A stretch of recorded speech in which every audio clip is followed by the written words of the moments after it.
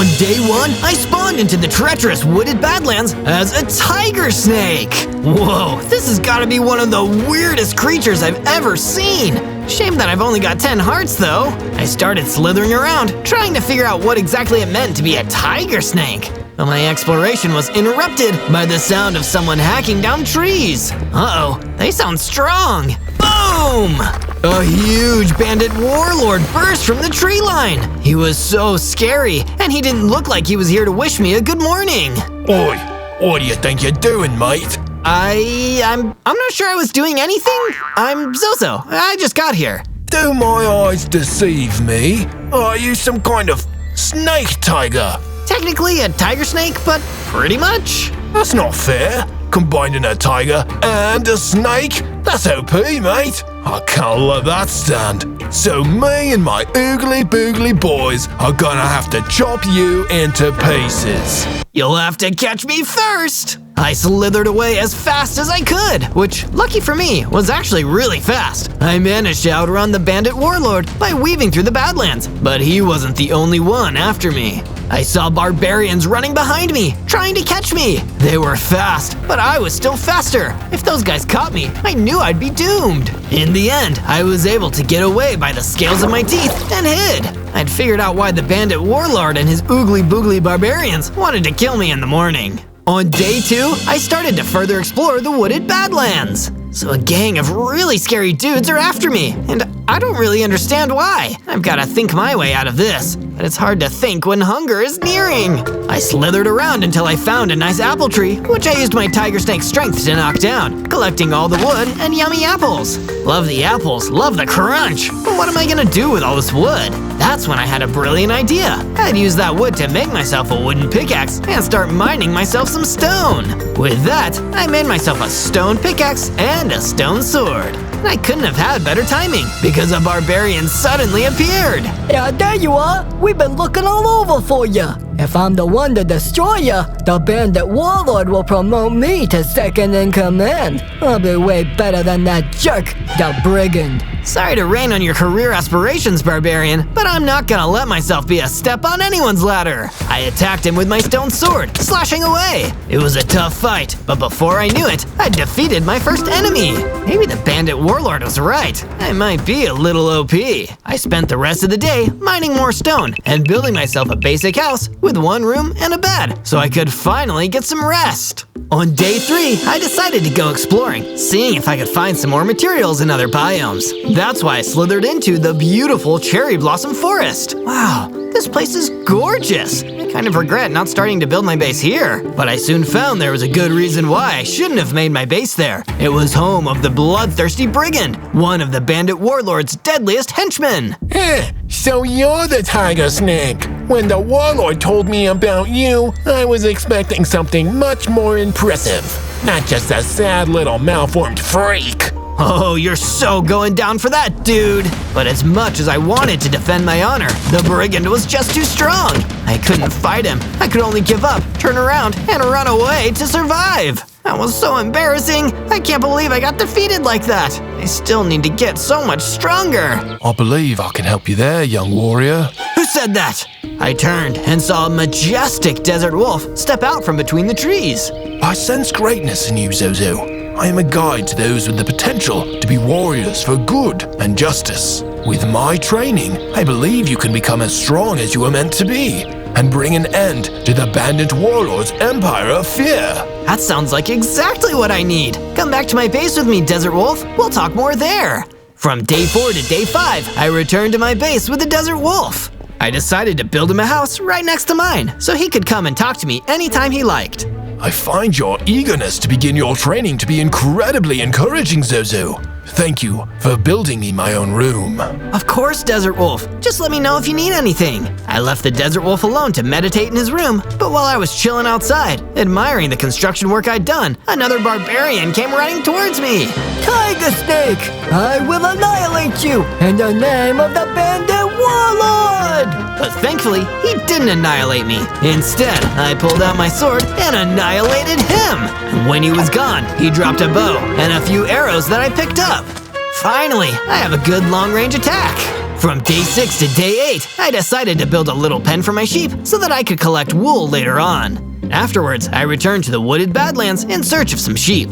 Sheep would be perfect! It's so cold this time of year. I could really use some wool. After over a day of searching, I found a flock of sheep and shepherded them back to my base. While I was out in the Badlands searching for even more sheep to shepherd, I ran into the worst possible person I could run into, the bandit warlord himself!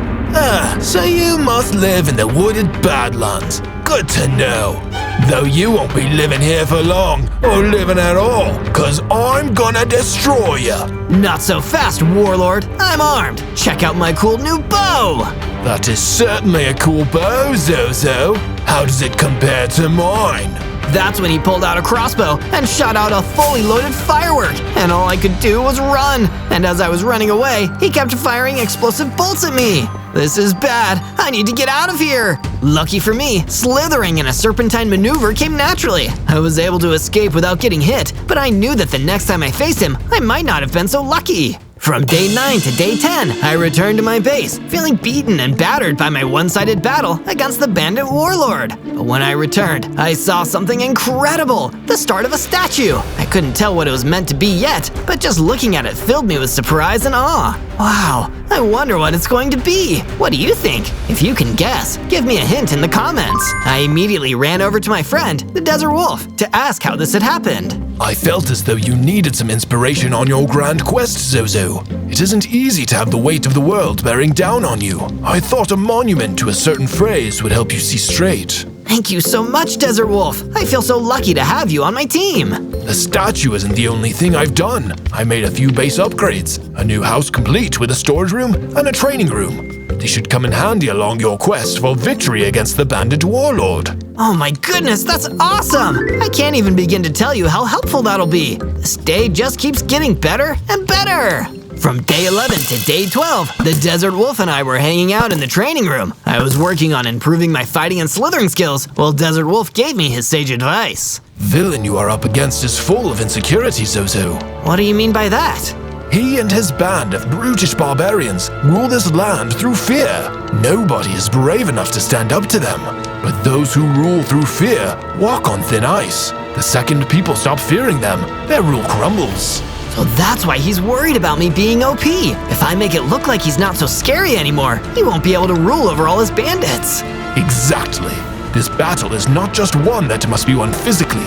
It's a battle of the mind. You've already rattled him. Keep going. Keep getting stronger. And eventually, you will ensure that his empire of cruelty and fear falls. From day 13 to day 15, I was ready to start putting my new knowledge and training to good use in the Cherry Blossom Forest. I needed to be scarier than the bandit warlord, and the best way to send a strong message was to take out one of his toughest henchmen, the brigand. I made a beeline for where I first saw him, and sure enough, he was there, still looking as mean and smug as ever. The weird little freak of nature is back! Did I not kick your butt hard enough before? Guess I've gotta show you your place all over again. All you guys love to talk and talk and talk about how cool and tough you are. How about you put your money where your mouth is? Okay, weirdo, let's do it! I crossed swords with the brigand, taking him on with all my might. This time, I had the strength of my goal behind me, and when the dust had cleared, the brigand was defeated, and I'd won the day.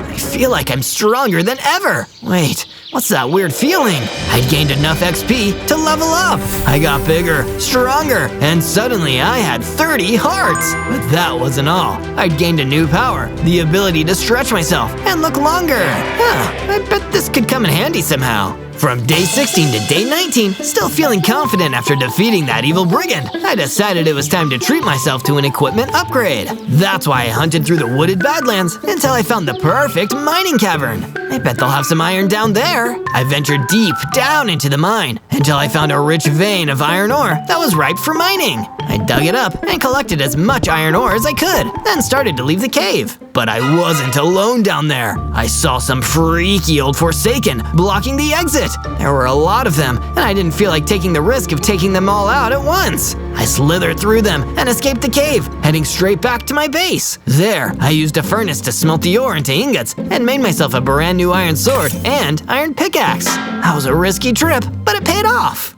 From day 20 to day 22, I woke up with the desert wolf standing at the foot of my bed. Zozo, it is time for you to prove your mettle once again. What? What's happening? Your enemy, the bandit warlord, is at the gates. He's here alone. I believe he wishes to defeat you. Well, I'd better go and see him. I slithered out of my room and saw the bandit warlord standing right there. He looked scarier than ever, with his sword and his firework crossbow. I didn't know if I could win this fight. Hello, Zozo. Fancy seeing you here, right? I was trundling along, looking for a weakling to destroy. And as luck would have it, the very weakling I wanted to destroy fell right into my lap. I should buy a lottery ticket after this. Are you sure that you're so lucky, warlord? Or is it all just talk? Attack me and find out, wimp. I didn't want to. Even with my new heart, I didn't feel confident that I could win in a one-on-one fight with the bandit warlord. But I had another potential plan. Okay, we'll fight. But first, let me enter my ultimate power form. I used my stretching ability to make myself look huge. That's when the bandit warlord started to look nervous. On second thoughts, I left the laundry out. And I'm expecting a delivery at the bandit base. Rain check, I'll destroy you another day, Zozo. The bandit warlord ran off. My plan worked. I'd intimidated him. In that moment, I realized there were more ways I could win than just with raw power. Just like the desert wolf said, it's a battle of the mind. From day 23 to day 26, I was tidying up around my base when I spotted a frontiersman cap on the ground. Oh hey, someone must have dropped this here. I'll just try it on. When I put the cap on, I felt faster all of a sudden. I felt sneakier. I think this cap increases my sneak speed. This is awesome! I hope whoever lost this doesn't miss it too much, because this is gonna be a huge help. I decided to double check around the spot where I found the cap, just in case there were any upgrades I missed. I didn't find any, but I did find a note. It says, "Don't forget to search Zozo for more amazing adventures." Sounds like pretty good advice. From day 27 to day 31, the desert wolf came to see me. Zozo, I have something of the utmost importance to show you. I have made an addition to the statue. I followed him to the statue, and I still couldn't quite tell what it was, but it looked pretty good. This is really coming together. I am honored you think so, and yet something troubles me. The statue seems incomplete. What would you suggest? That's a great question. I think it could use a little bit of crying obsidian. It's pretty great, but that'll give it the extra spark it needs. A wise choice indeed. You have risen to the challenge once more, Zozo. You traveled to the oasis to gather some. Yeah!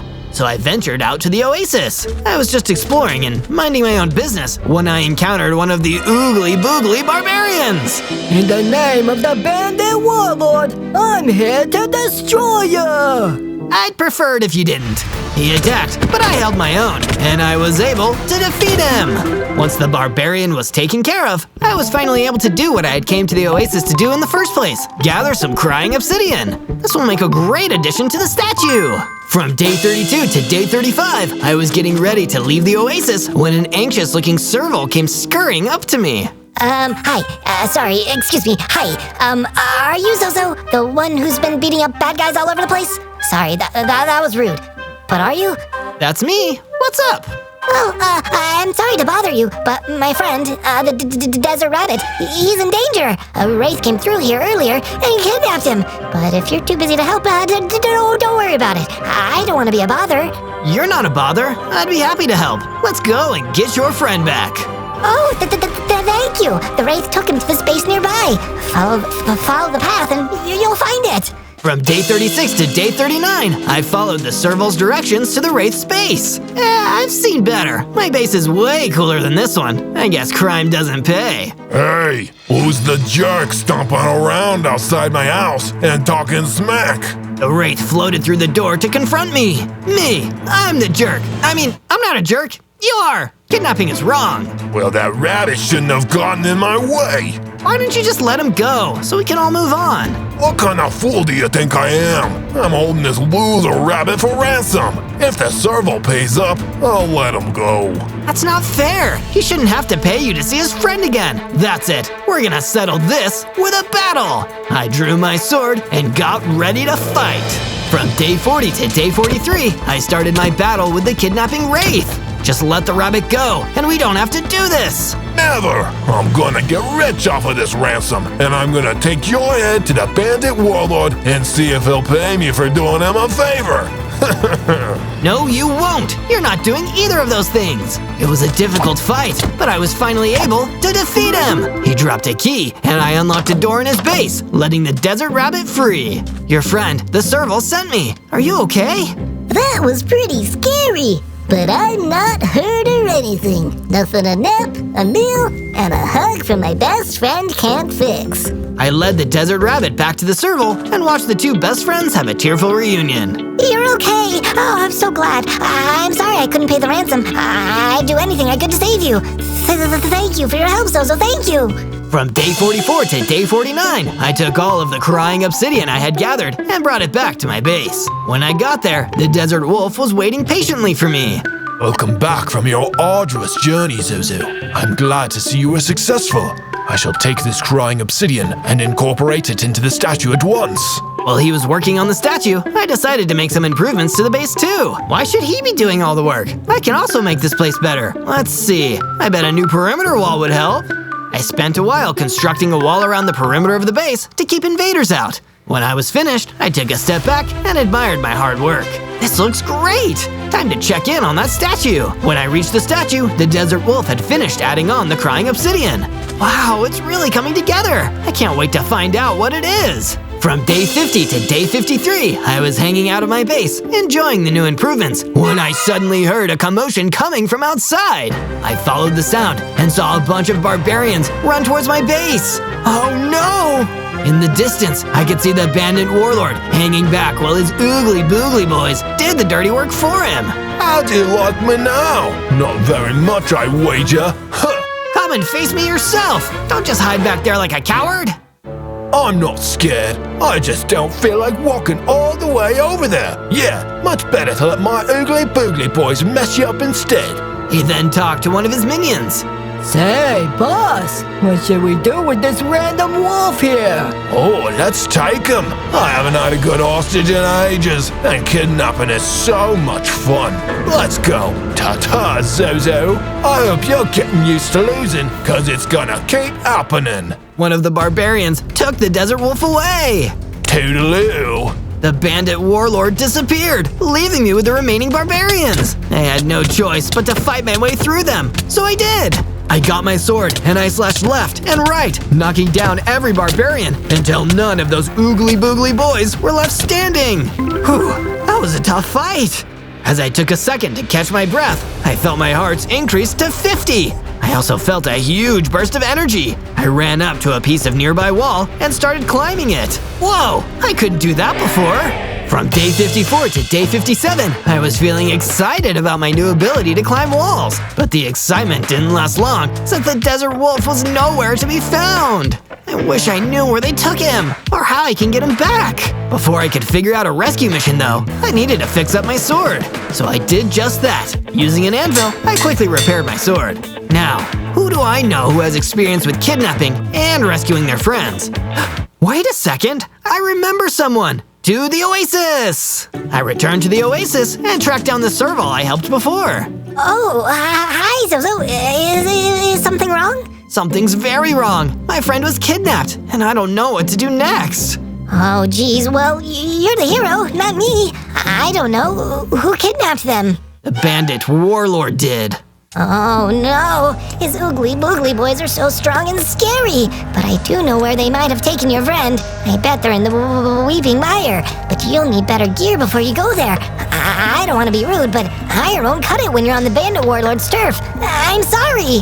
Thanks for the advice. I'd better find some stronger weapons then. From day 58 to day 62, I ventured down into the mine, deeper than I'd ever gone before, and started searching. After a little while, I found some diamonds. Jackpot! I dug up all of the diamonds and was getting ready to carry them back to my base when a huge tarantula suddenly crawled out of the shadows and jumped at me.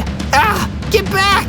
But it didn't get back. It tried to bite me instead. I I dodged just in time, climbing up the wall of the cave to get away from the spider. Next, I got my sword and attacked, jumping down from the wall and catching the tarantula by surprise. Gotcha! I was able to defeat the tarantula and escape from the cave without taking any damage. Phew, that was close. Now, time to use these diamonds.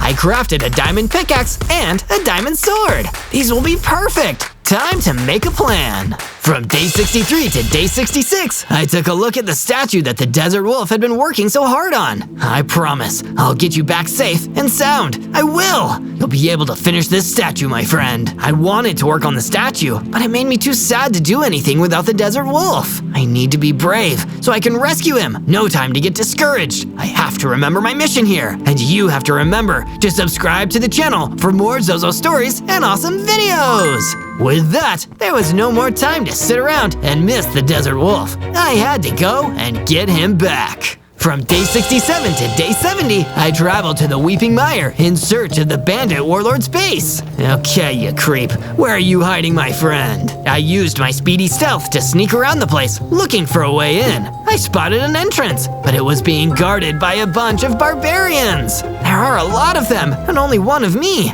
But I've got the spiffy diamond sword on my side, and the determination to save my friend. I think I can do it. I guess the barbarians heard me giving myself a pep talk because one of them turned to look right at me.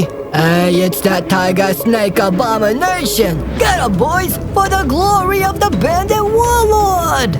Oh, no you don't. I'm not gonna get got. They attacked me, but I was ready for them. With my new diamond sword, taking out those oogly boogly guards was a cinch.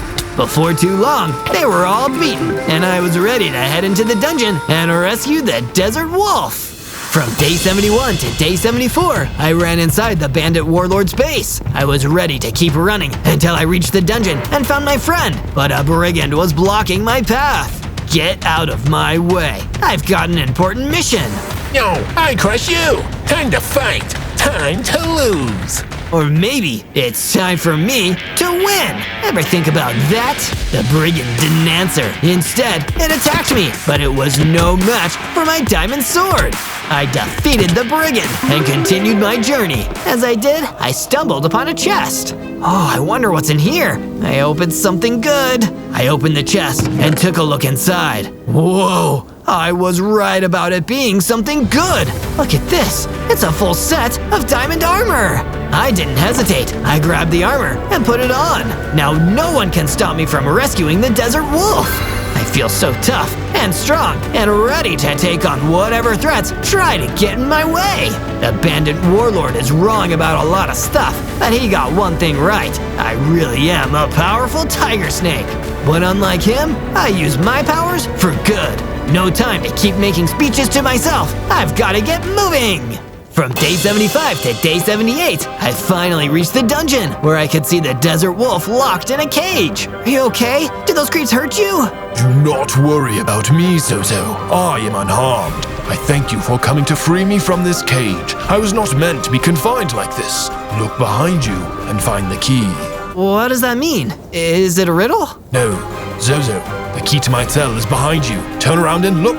It is right there. Oh, got it. I turned around and sure enough, there was the key. I picked it up and unlocked the cell. There, now you're free. I am forever in your debt, Zozo. Oh, there's no need for all that. You're my friend. I'm just glad you're safe. I must flee this place before they notice I am gone. I trust you will be right behind me. I'll be right there. Go on ahead. I'll meet you back at the base. Back home. I watched the desert wolf gracefully lope out of the dungeon, and I was about to follow him when the bandit warlord emerged from the shadows. Hello, Zozo. Fancy meeting you here. Just kidding. I knew you'd come here. It's a trap, isn't it?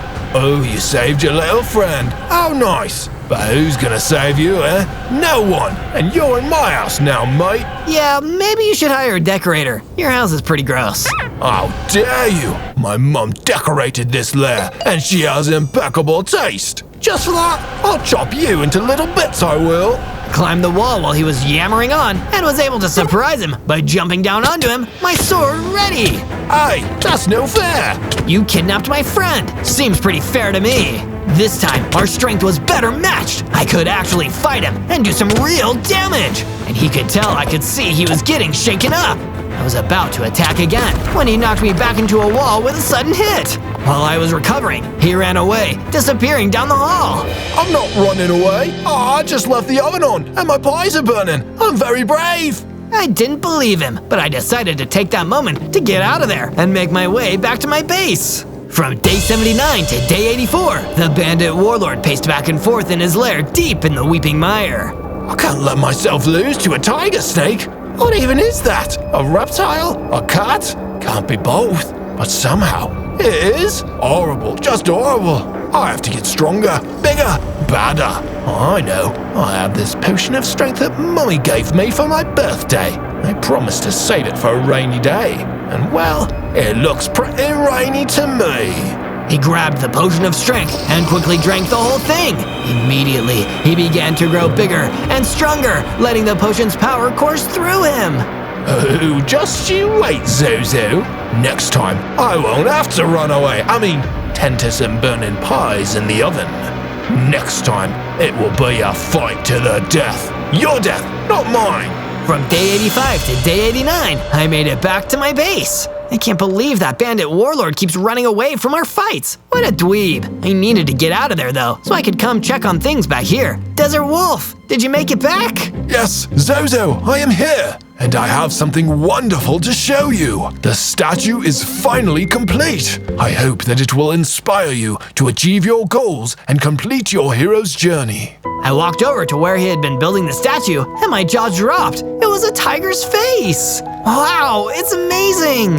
I find this symbol to be deeply meaningful, not just because of your tiger-like nature, but because of what it represents. It is the thrill of the fight. It is the ability to rise up to the challenge of a rival. It is the survivor watching his ultimate goal with the eye of the tiger. That's beautiful. Thank you so much. If only I could be sure how to finally defeat the bandit warlord when he keeps running away. Simple. Do not let him run away next time. Be brave, be true, stand and fight, even as he tries to flee. Only then will you at last be victorious. Also, I believe that there is a potion of power hidden in the oasis. Drink of it, and it will prepare you for the final battle. From day 90 to day 94, I listened to the Desert Wolf's advice and returned to the oasis. When I got there, I saw a barbarian had gotten there first. The boss will be thrilled I found this potion of power for him. All I need to do is open this chest. Hey, wait a second. I need that potion. And find its keepers. How about I fight you for it?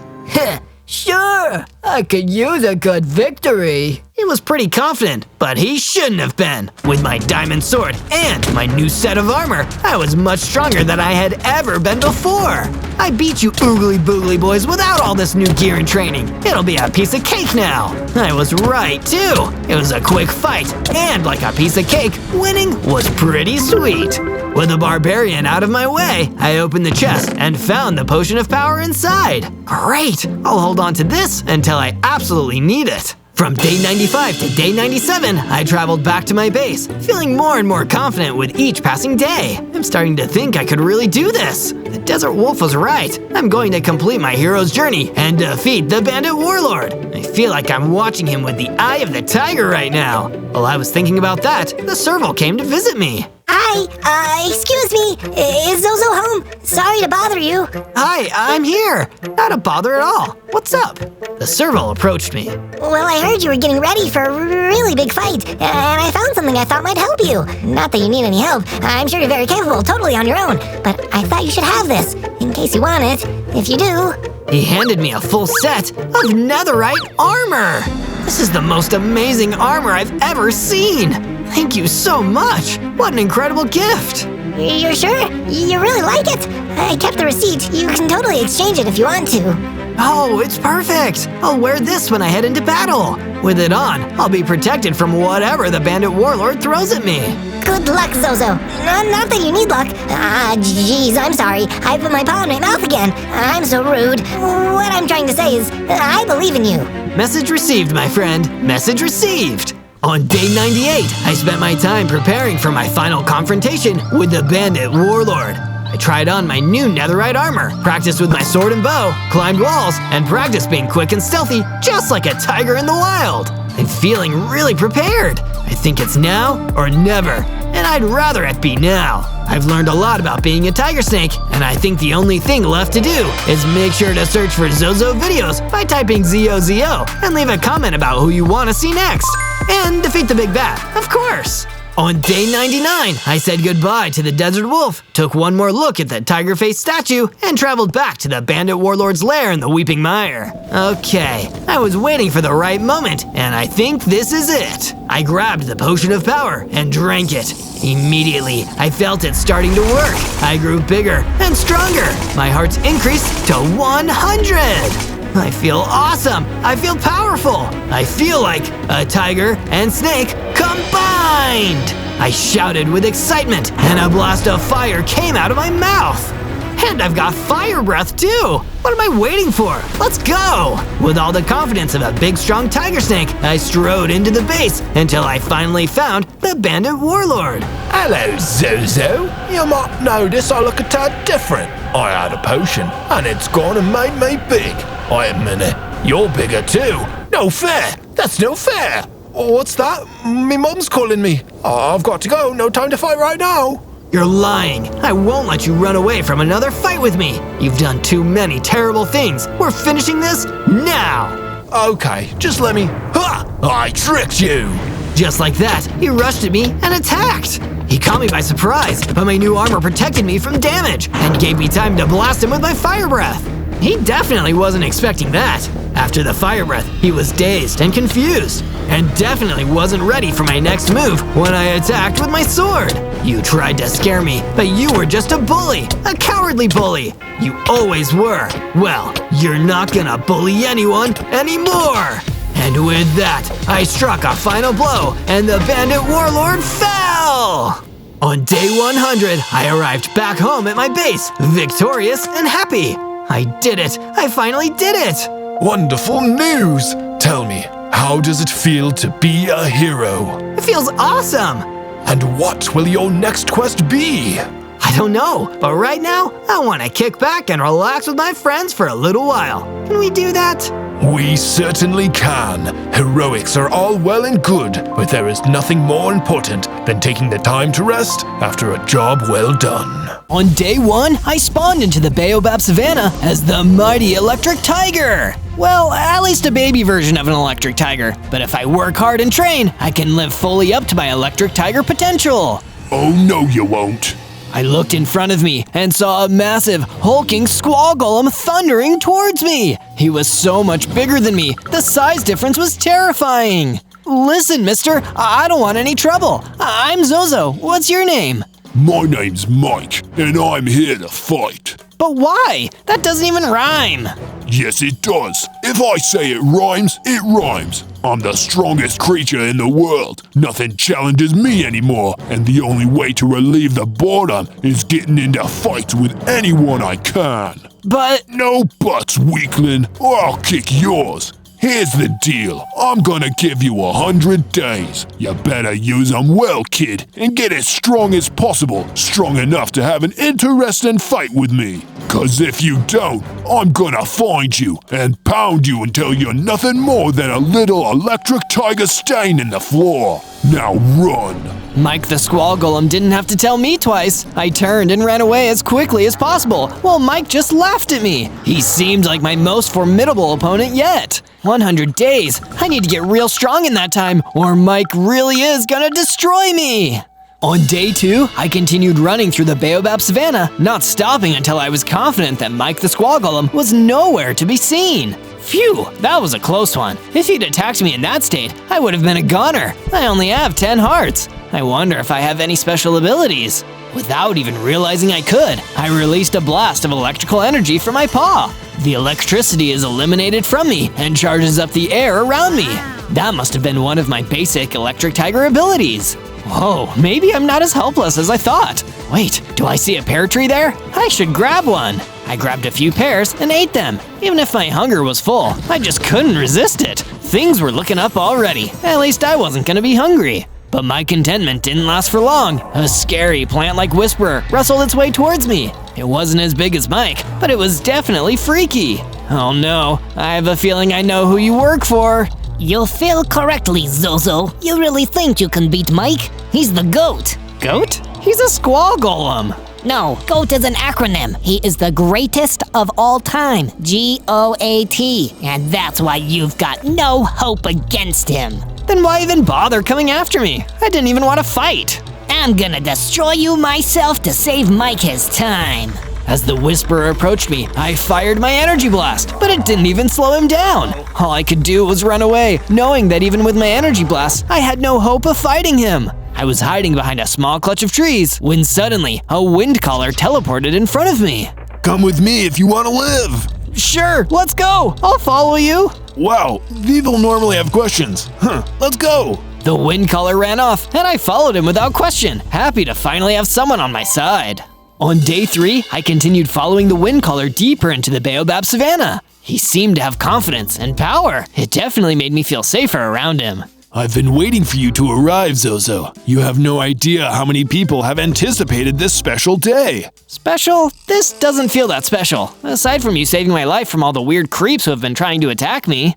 Those weird creeps, as you aptly put it, have been bothering people for quite some time. But if you stick with me and my allies, we might be able to change that together. The wind caller led me to a small shack, leaving me to talk to its inhabitant, a mysterious figure called the Illusioner. So, you are the only wind caller selected, You don't appear all that strong, but perhaps that will change. I still don't understand what's happening here. Who are all of you people? And what does any of this have to do with me or that nasty squaggle Mike? Windcaller and I are just 2 members of a secret group called the Order of the Shield. For years, we have made it our purpose to find and train a champion capable of destroying Mike and ending his reign of terror. If you accept this responsibility, we will do all we can to help you realize your destiny. Well, seeing as Mike is gonna come after me anyway, I agree to working with you. Good. Go with Windcaller. There is no time to waste. You must get strong enough to defeat Mike once and for all. From day 4 to day 5, the wind caller and I went deeper into the baobab savanna. We didn't stop until we found an area that was big and flat enough to start constructing a base. First, I knocked down a tree and used its resources to construct a wooden pickaxe. I then mined into the ground and collected enough stone to create my first set of real tools, a stone pickaxe and a stone sword. From there, I gathered more stone and granite and made a basic base with a bed for myself and another one for the wind caller to stay in with me. You've done great work here, Zozo. You show promise. With time, you will become a great warrior, capable of taking on Mike and showing him what we are all capable of. I want to get stronger, wind caller, but I'm not sure where to start. How can I become more powerful? I can help you with that, Zozo. I'll give you a portion of my power, and that will give you a foundation to build on. Stay still, please. The wind caller fired an energy blast at me. The second it hit me, I started growing, becoming bigger, and had the ability to summon lightning strikes. I tried it out on some grass, and it was fantastic. Wow, I'm really starting to live up to my electric tiger name now. From day 6 to day 8, I decided to explore a new part of the savannah and test out my new powers for real. Energy blasts and lightning strikes. I'm a force to be reckoned with. And those powers would soon come in handy because I saw an innocent fungus thrower being attacked by that nasty whisperer who had attacked me earlier. I'm not gonna let this stand. As I ran in, the whisperer's attention was turned to me and the fungus thrower was able to escape. It was just me and my old enemy now. Hey, you ugly plant. You again? I didn't expect to see you after you ran off like a coward last time. I'm no coward whisperer, and I'm about to prove it. Talk is cheap, tiger boy. Let's go. I unleashed a powerful lightning strike on the whisperer, and this time it was completely destroyed. My electric tiger powers were coming in clutch already. Yo, fungus thrower, it's safe to come out now. I'm friendly, I promise. When I found him on the beach, the poor lad was shivering from fear. Dude, that was scary, but also amazing. I thought I was a goner, and then you came in like a superhero, like bam, zow, kapow. It was awesome. Well, I don't like to brag, but I guess it was pretty awesome. You're real good at this whole fighting bad guys thing, dude. Tell you what, I know there's a real nasty bad guy not far from here. Follow me. Let's see if you can beat him. Sure, it couldn't hurt to try. Let's go. From day 9 to day 10, I followed the fungus thrower into the bamboo jungle until we reached a clearing. There, a freaky frozen zombie was waiting. Yikes, that thing seems unpleasant, but a promise is a promise. I ran in and unleashed a lightning strike against the frozen zombie, but it didn't seem to do anything other than annoy this particularly frosty member of the living dead. The frozen zombie chased me, and all I could do was run away as fast as I could. When I'd managed to lose the frozen zombie, I rendezvoused with the fungus thrower again. I'm really sorry for letting you down on this one, man, but I just don't think I'm strong enough to take down that frozen zombie yet. It's chill, dude. You did your best, and that's what matters. Tell you what, why don't you come and stay at my base while I get stronger? You seem like a cool guy. I'd love to hang out with you some more. Oh, you're too sweet, man. Let's do it. From day 11 to day 12, I returned to my base with the fungus thrower. It was exciting to have another friend added to my team. Fungus thrower left to relax while I built a new room for him, along with the rooms for me and the wind caller. What do you think, buddy? This looks awesome, Zozo! I can't wait to hang out here! And hey, I got a little restless while you were building the bedroom, so I built a couple of upgrades of my own. Go take a look! The upgrades that the fungus thrower had created were truly awesome. He'd made a beautiful path connecting all the buildings and a storage room for the base, with a furnace that I could use to smelt and forge metal. Say, that gives me an idea. I searched until I found a cave that might contain some valuable materials, and sure enough, right at the entrance, I found a rich vein of iron ore.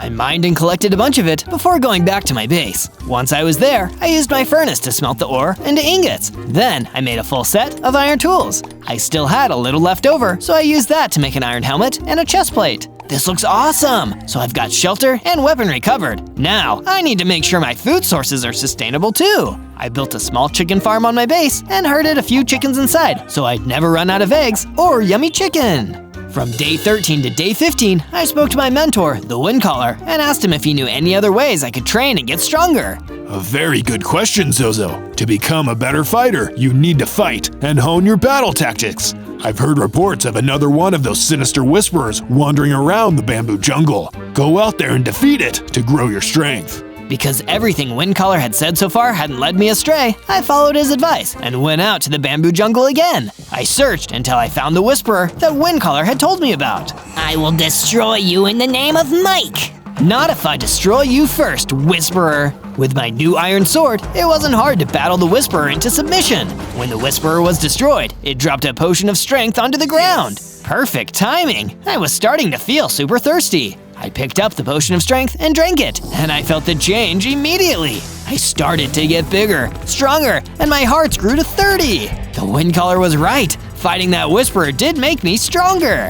From day 16 to day 19, I continued exploring the overworld until I came upon the Cypress Swamplands. It was a strange, mystical place, and the more I wandered around, the more I got the sense that something important was waiting for me here. And that feeling proved to be right when I came upon an ancient book of secrets laying around. I decided that it might be worth reading, so I flipped through until I found a section called How to Defeat Squall Golems. Wow, that's appropriate. A section read, the stony flesh of a squall golem may seem impenetrable. Even diamond swords and the strongest of arrows just seem to bounce off. But if one could obtain a sword of netherite, then the playing field would be evened. A netherite sword? I need to get my hands on one of those then. My moment of victory was interrupted by a pair of whisperers suddenly appearing and wandering towards me. They must have come here to stop me from reading this book of secrets. You overgrown weeds can't scare me! With my lightning strikes and energy blasts, the three whisperers were destroyed for good!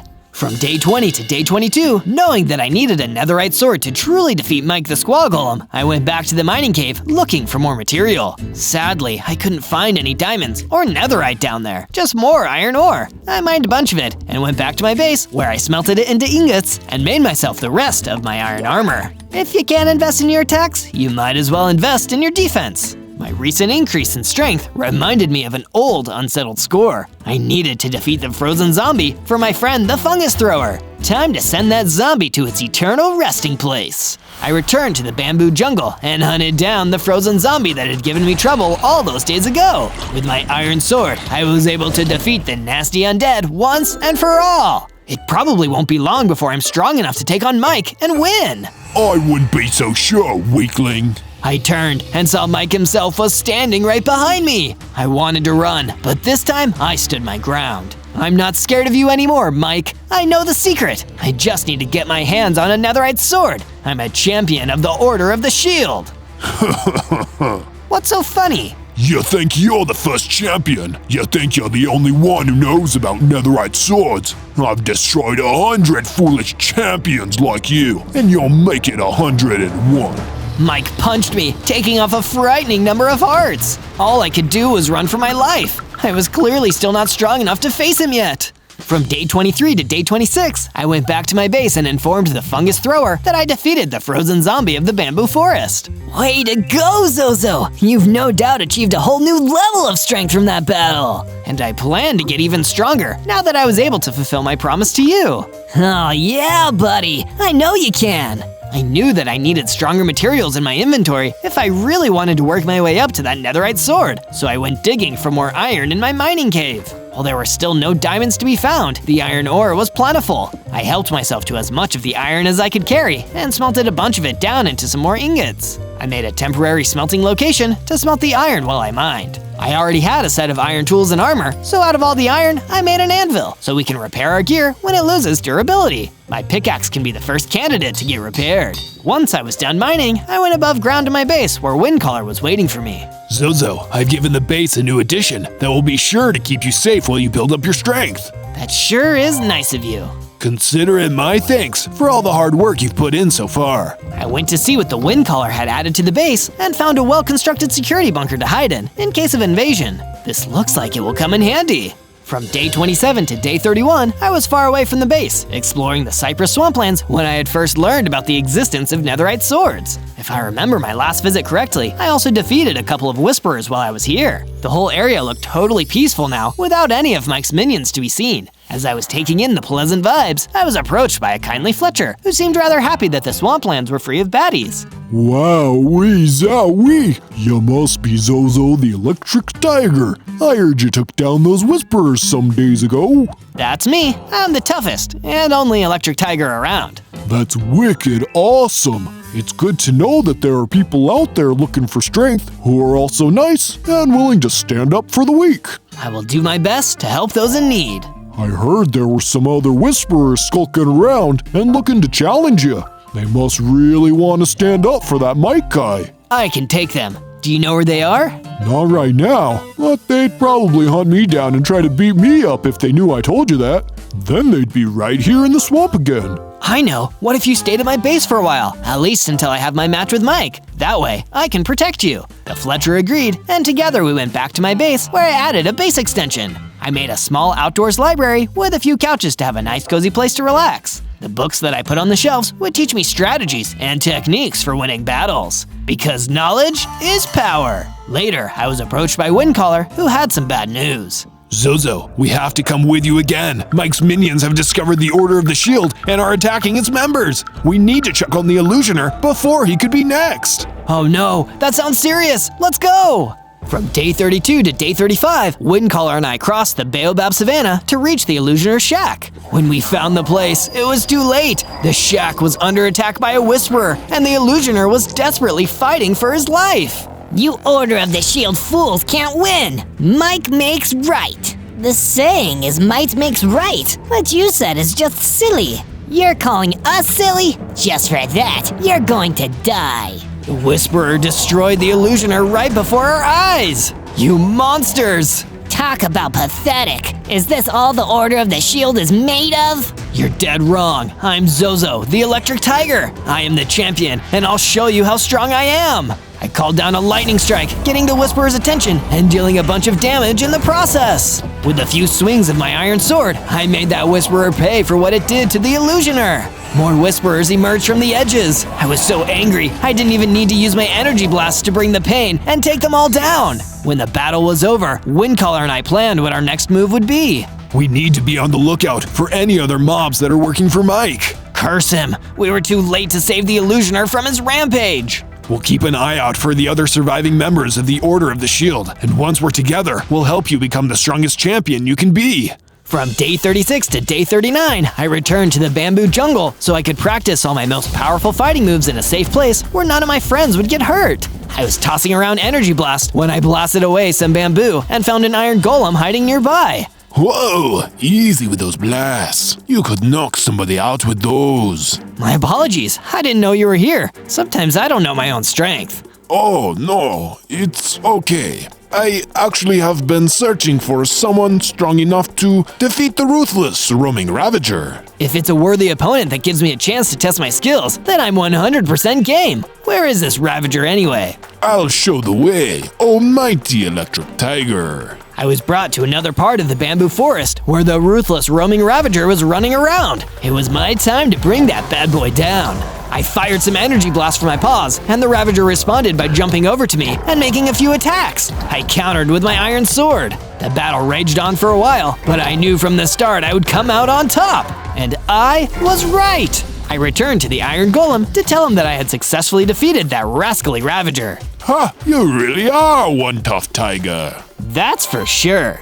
From day 40 to day 43, I was in the base and decided to see how the fungus thrower was doing. It looked like he had been hard at work decorating the base with all sorts of tiger patterned banners and paintings. This base looks absolutely awesome now. Good job, fungus. I'm glad you like it. I was just sprucing the place up in preparation for the pigs I invited over. You invited pigs? Yep, I invited some pigs because I thought they might enjoy themselves here. That's a bad pun, but not a bad idea. I say yes. Fantastic! I mean, fantastic! The pigs that Fungus Thrower invited arrived soon after and were the life of the party. I even got to train my defenses against their classic pig pile technique. After entertaining our fine piggy guests for a while, I went for a walk out in the base and ran into Fletcher. Everything all right, Fletcher? I'm worried about my home back in the Cypress Swamplands. Do you think you could go check on it just to be safe? Sure, buddy. It's the least I can do for a friend. From day 44 to day 49, I went back to the Cypress Swamplands like Fletcher wanted me to. I was expecting there might be a few whisperers milling about, but I never imagined that I'd see Mike himself. What up, Tiger? Ready to take another shot at the big man? Mike, this should be between you and me. What you did to the Order of the Shield was unforgivable. Nah, no way. I've been beefing with those bozos since long before you showed up. And if you're the chosen champion they kept talking about, then I had to take them down before you become any stronger. So you did it because you're afraid I'll get stronger than you? Well, now you've made sure it'll happen. I will beat you, Mike, one of these days. You want to make this personal, huh? Alright, let's make it personal. See if you can take on my man, the Piglin Brute. To my surprise, Mike ran off and stuck me fighting with one big mean mob that he called a Piglin Brute. It sure did live up to its name. I'm about to show you why they call me the Piglin Brute. Because I'm brutal. Yeah, I already got that. Put up your dukes, Electric Tiger. He slammed me with an attack that was definitely brutal, but thankfully my iron helmet was able to soak up some of the damage. I traded blows using my sword and started to wear him down, but the knockback of his attacks was giving me some trouble. This will be a tough fight. From day 50 to day 53, I had started to use my energy blast to continue to deal damage to the Piglin Brute. He didn't show much signs of tiring, but then again, neither did I. I can see why the Order of the Shield was impressed by you, but you can't really be the champion who will defeat Mike because I'm about to take you down. Wouldn't bet on it, Brute.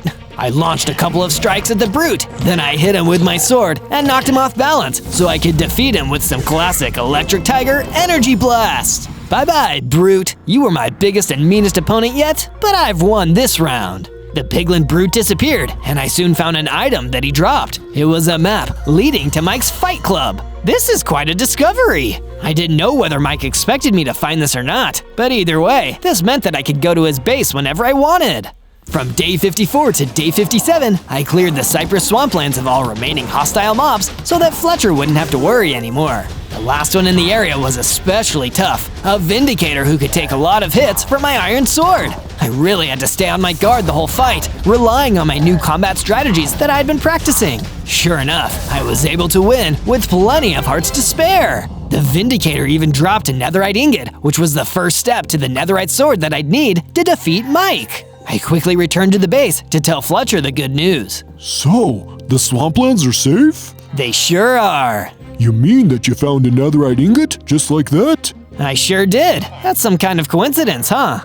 It's no coincidence. It's a sign. You are meant to be the champion of the Order of the Shield. It's your destiny. Well, in that case, I better make the most of this chance and get some diamonds so we can eventually make a netherite sword. You can do it, Zozo. From day 58 to day 62, I made a much-needed expansion to the chicken farm so that it could hold more livestock.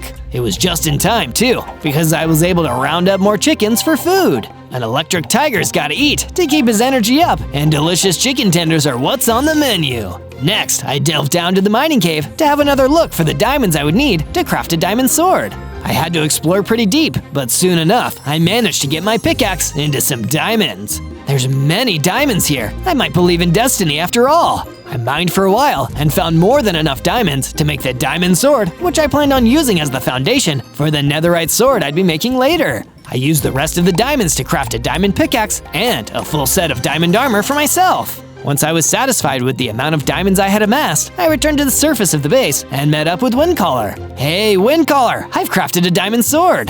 That's excellent, Zozo. We should celebrate in the brand new super amazing party room that I just built. Oh wow, no way! A party room! I love parties! While I had been down in the mines, Windcaller had given the base its most exciting feature yet, a decorated room for hosting parties. I tried out the dance floor and had a really good time. From day 63 to day 66, I was hanging out at the base with Fungus Thrower, discussing ways for me to become even stronger. If I could train in a new location, maybe I'd be able to discover some new fighting moves. I actually know just the place. If you train in the harsh sunlight of the desert, you'll increase your strength in no time. How do I find the desert? I'll show you the way on your map.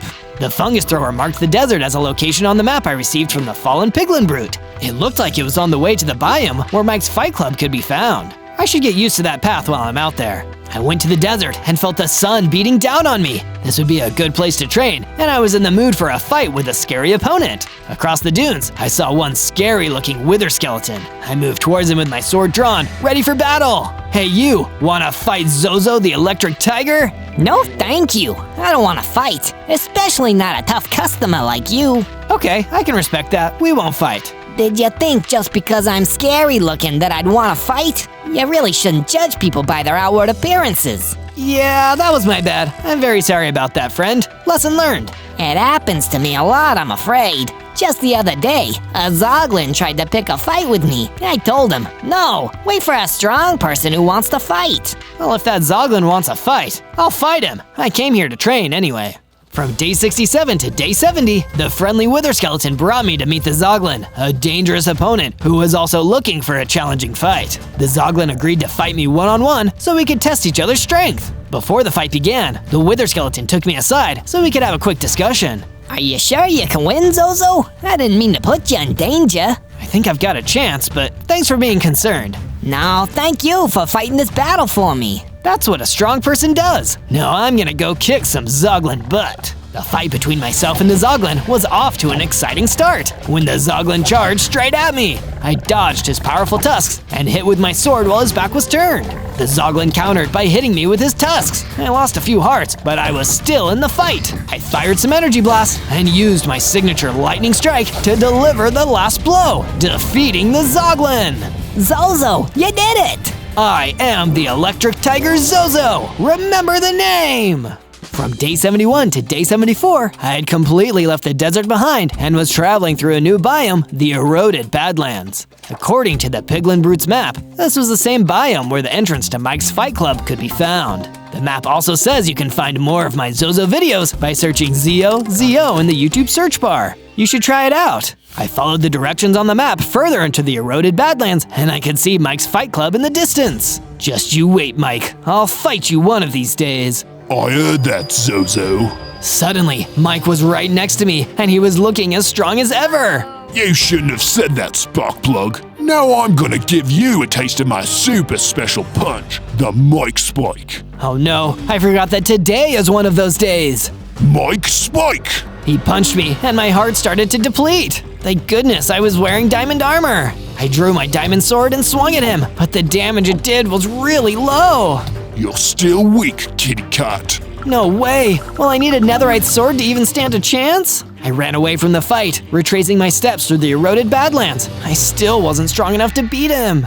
From day 75 to day 78, I followed the map home to my base and went directly into the bunker to work out. Somehow, I couldn't find the energy to train, probably because I was disappointed that I had to run away from Mike. Mike was the strongest in the world, and I still didn't have the netherite sword I would need to actually challenge him. From what he said before, even that might not be enough. Cheer up, Zozo. You have our strength too, so don't give up. It was Windcaller. He had come into the bunker to check on me and raise my spirits. Thanks, Windcaller. I'm feeling like I'm weak today, so I really needed to hear that. Follow me. I'll show you something that might also help. There was now a new watchtower at the front of the base where we could look out at the Baobab Savannah from. All of a sudden, I feel a whole lot better, Windcaller. Now I remember what I'm fighting for. You are the champion, Electric Tiger Zozo. Don't forget it. Now that I was feeling better, I went to go visit Fletcher. Hey there, Fletcher. Zozo, I got you this special magic apple to help make you strong enough to face Mike. Well, an apple a day, as they say. I scarfed down the apple and began to grow into an even bigger electric tiger with 60 hearts. In addition to bigger damage and more health, I could also perform a special whirlwind attack. Mike won't know what hit him. From day 79 to day 84, I was feeling strong and decided to go back to the eroded Badlands. This time, there was no sign of Mike, so I fought some skeletons to test my newfound strength. I wanted to prove to myself that I had what it takes to become the strongest. A nearby weaponsmith saw me defeat those mobs and thought that I was pretty cool, so he offered to upgrade my weapons. This is my chance to get a netherite sword. Yeah, no, absolutely. Just give me your diamond sword and your netherite ingots, and I'll take care of the rest. I gave the weaponsmith what he needed and waited in anticipation for him to finish my super cool netherite sword. It didn't take him that long, and I could tell just by swinging it that this netherite sword was the most powerful weapon that I'd ever had. Thank you, weaponsmith. I promise to use what you've given me for the side of justice. Go on and save the world. Every weaponsmith dreams of creating a hero's weapon.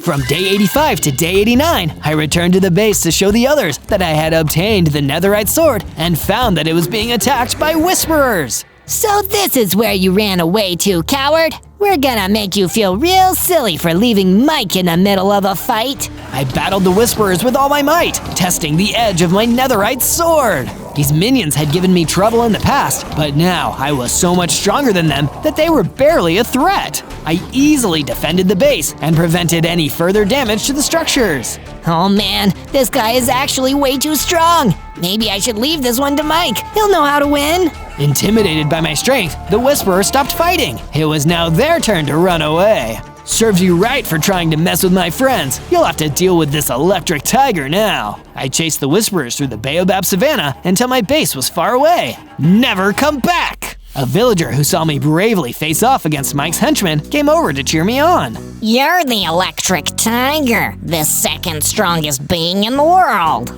Soon to be the most strongest, or first strongest, whichever sounds better. Do you think you can spare some of your strength and give me a hand building a bridge over the river? Sure thing, villager. I used the materials the villager gave me to finish building the bridge across the river. Thanks, Zozo. Only a truly strong hero could do something like that. From day 90 to day 94, I continued onward across the desert and through the eroded Badlands until I saw on the map I was getting close to Mike's arena. I could see one of the whisperers who had attacked my base lingering nearby, and I drew my netherite sword in preparation for a battle. I'm here to see Mike. I'm going to challenge him for the title of strongest being in the world. Oh, no you didn't. You're gonna need to get this guy first. He's the second strongest in the whole world. An armored pillager showed up, taking the place of the whisperer as my opponent. I've heard people say that you're the second strongest in the world. Not true, because that's me. I've never beaten Mike, but I'll beat anyone who isn't Mike. You won't beat me. I'll take your title, then I'll take on Mike. Then bring it on, Zozo the Electric Tiger. The armored villager waited for me to make the first move, which I did, using my netherite sword. He blocked the attack and countered with a strike from his own weapon. I lost quite a few hearts and had to dodge back to avoid the worst of his attacks. I used my energy blast to keep him at a distance, but his armor was as tough as mine. You're pretty strong, Pillager. Are you ready to give up and run away? No way. I'll never back down from a fight again.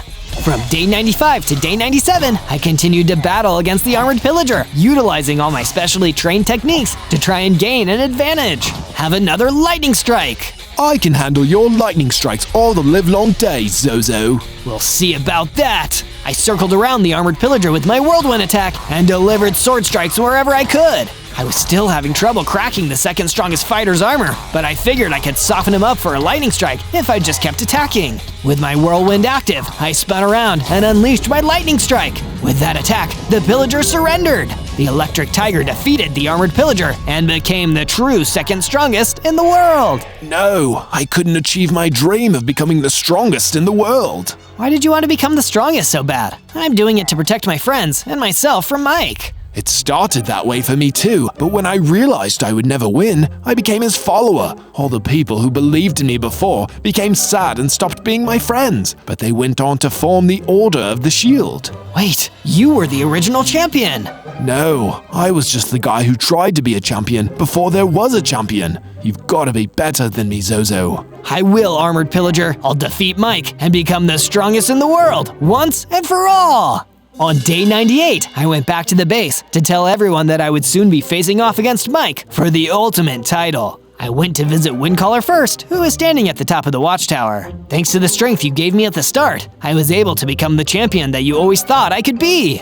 It was like I said long ago. My strength was the foundation, but you built it into something better and made it your own. Thank you for believing in me. Here is a bit more of my strength in the form of a potion. Drink it before you go into battle. Next, I met with Fletcher outside of the chicken farm. I wanted to assure him that once I was the strongest, I would use my strength to protect all of the biomes from evil. Very soon, the world will be safe. I'm glad I was able to help your quest for strength, Zozo. You gave me what I needed when I needed it most, and I'm so grateful that I was able to meet you. Make the most of your magic powers. The special techniques will be the key to victory. After Fletcher, there was only one last friend to thank, the fungus thrower, who was chilling in the party room. This room is the best room, other than a mushroom, of course. That's a fungus. I look forward to hanging out after I beat Mike once and for all. It'll be a big celebration.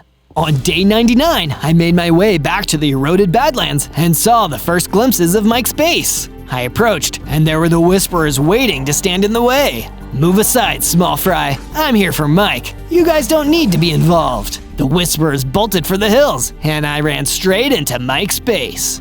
On day 100, I walked into Mike's fight club with my netherite sword drawn. Mike, I'm here to fight. The big golem himself, Mike, appeared before me in order to fight. Zozo the Electric Tiger, you fought all the other strong people in the world, and now you think you can steal my crown. I do. I'm gonna make sure that you are put down for the count. Lots of people have said that to me before, and I've beaten them all. I didn't get to be the strongest because I made excuses. I just kept fighting and winning. But you didn't fight the Whisperers when they started going after the Order of the Shield. You didn't want a champion to fight you. I don't care what those weaklings do or what fights they get into. All that matters is the fight between me and you. That's how it's always been, destined champion. Let's do this in a place worthy of this showdown. Mike left, and I ran after him. He turned into his fighting arena. I followed him in when he hit at the entrance and slammed his golem fist into my body. It was the Mike Spike, his signature opening move.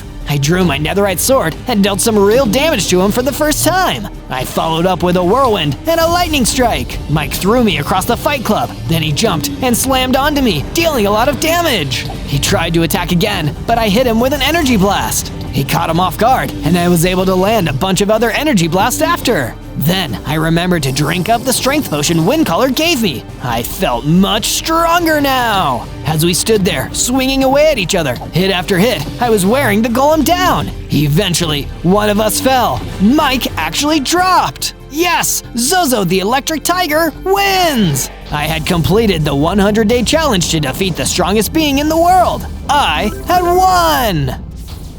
On day 1, I spawned into the Amaranth Field as a blinged out diamond monkey. Ooh, I'm so shiny, even if I am a little baby monkey. I hopped around and started exploring the fields. It was so cool and colorful. It seemed like this was going to be a really fun adventure. Until a huge, terrifying creeper spider broodmother started crawling towards me. I'd never seen anything like it. Oh my goodness, you're certainly interesting. I don't think you're being sincere. You don't think I'm interesting at all, do you? You actually think I'm strange and frightening. What? No, you're putting words in my mouth. Well, unlucky for you, I am strange and frightening. And so are my many children. You have children? Yes, so many. And within 100 days, we will rule the world, and every other creature will be destroyed. Starting with you glittering little monkey. Creeper spider broodmother fired a powerful exploding fireball at me that blew up the ground near my feet. I was nowhere near powerful enough to fight back. All I could do was run away as fast as I could. That broodmother didn't seem nice. I don't want it and it's young to rule over the world, so I better find a way to stop it before it gets out of hand. On day 2, I began to explore more of the Amaranth Fields, taking in the sights and trying my best to learn my way around this interesting, beautiful biome. Hopefully, without running into any more trouble from the broodmother creepy spider or her creepy crawly kids. While I was roaming around, I checked and noticed I had 10 hearts. Not tons of health, so I'd have to be careful not to take too much damage. Lucky for me, I found some apples growing on a tree. Out of reach for ordinary chumps walking around on 2 legs, but with my diamond monkey agility, I was able to climb up into the branches and grab that sweet fruit. Suddenly, while I was enjoying my apples up in the tree, I heard a telltale hissing coming from below. I peered out and was met with the sight of a creeper down below. There you are. The broodmother said there was a lost little diamond monkey out here all alone. Go away, I don't want any trouble. Then you never should have wandered up that tree. You're in the perfect spot for some exploding. The creeper started getting ready to blow. I looked around, trying desperately to find an escape route, but there was no tree close enough for me to jump to. I tried to distance myself from the impending blast and braced myself for the loud boom, when all of a sudden, nothing happened. I looked back down, and someone had attacked the creeper, stopping it exploding at the last minute. A phantom fox. You, come with me quickly. More will be on the way, so we have to get out of here. Say no more. On day 3, the phantom fox led me through the Amaranth Fields after saving me. We walked quite a distance from where the creeper had found me before finally arriving at a campfire in a clearing.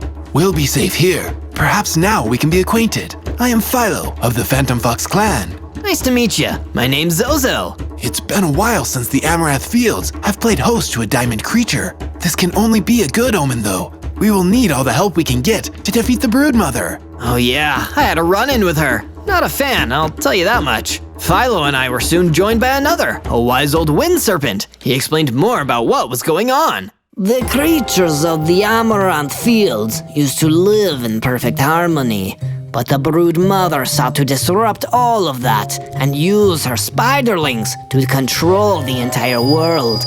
We must unite and stop her. Well, I'm no parenting expert, but I don't think she should be making her kids take over the world with her. I'll do what I can. Then welcome to our resistance, Zozo. You are one of us. Philo will guide you. There is much to be done. From day 4 to day 5, Philo and I went off together to search for an ideal location to set up shop. We'd need a base, a place to call home, if we were going to reunite the creatures of the fields and put a stop to the broodmother's schemes. So I knocked down some trees and gathered up some wood. I had enough to craft a wooden pickaxe, and then we went off looking for something stronger, stone. Before long, I had gathered up enough stone to make a full set of stone tools. There was even enough left over to make a snazzy stone sword. Now, I could defend myself if any more mean mobs showed up. Turned out, that was just about to happen. It was while I was building the first few rooms of our base that an icy creeper snuck up on me. It must have just come across us by chance, but it startled me. I panicked and wildly swung my sword, taking the icy creeper down, but looking a little clumsy when I did. Afterwards, Philo came over to talk. Not exactly elegant, are you? Here, if you're going to swing that thing around, let me show you the proper technique. That would be amazing. But first, I'm hungry. Do you have anything I could eat? Oh, fine. Here are some apples. Now, follow me. Philo imparted some Phantom Fox wisdom to me and taught me how to fight. I could feel myself getting stronger. I now had 30 whole hearts.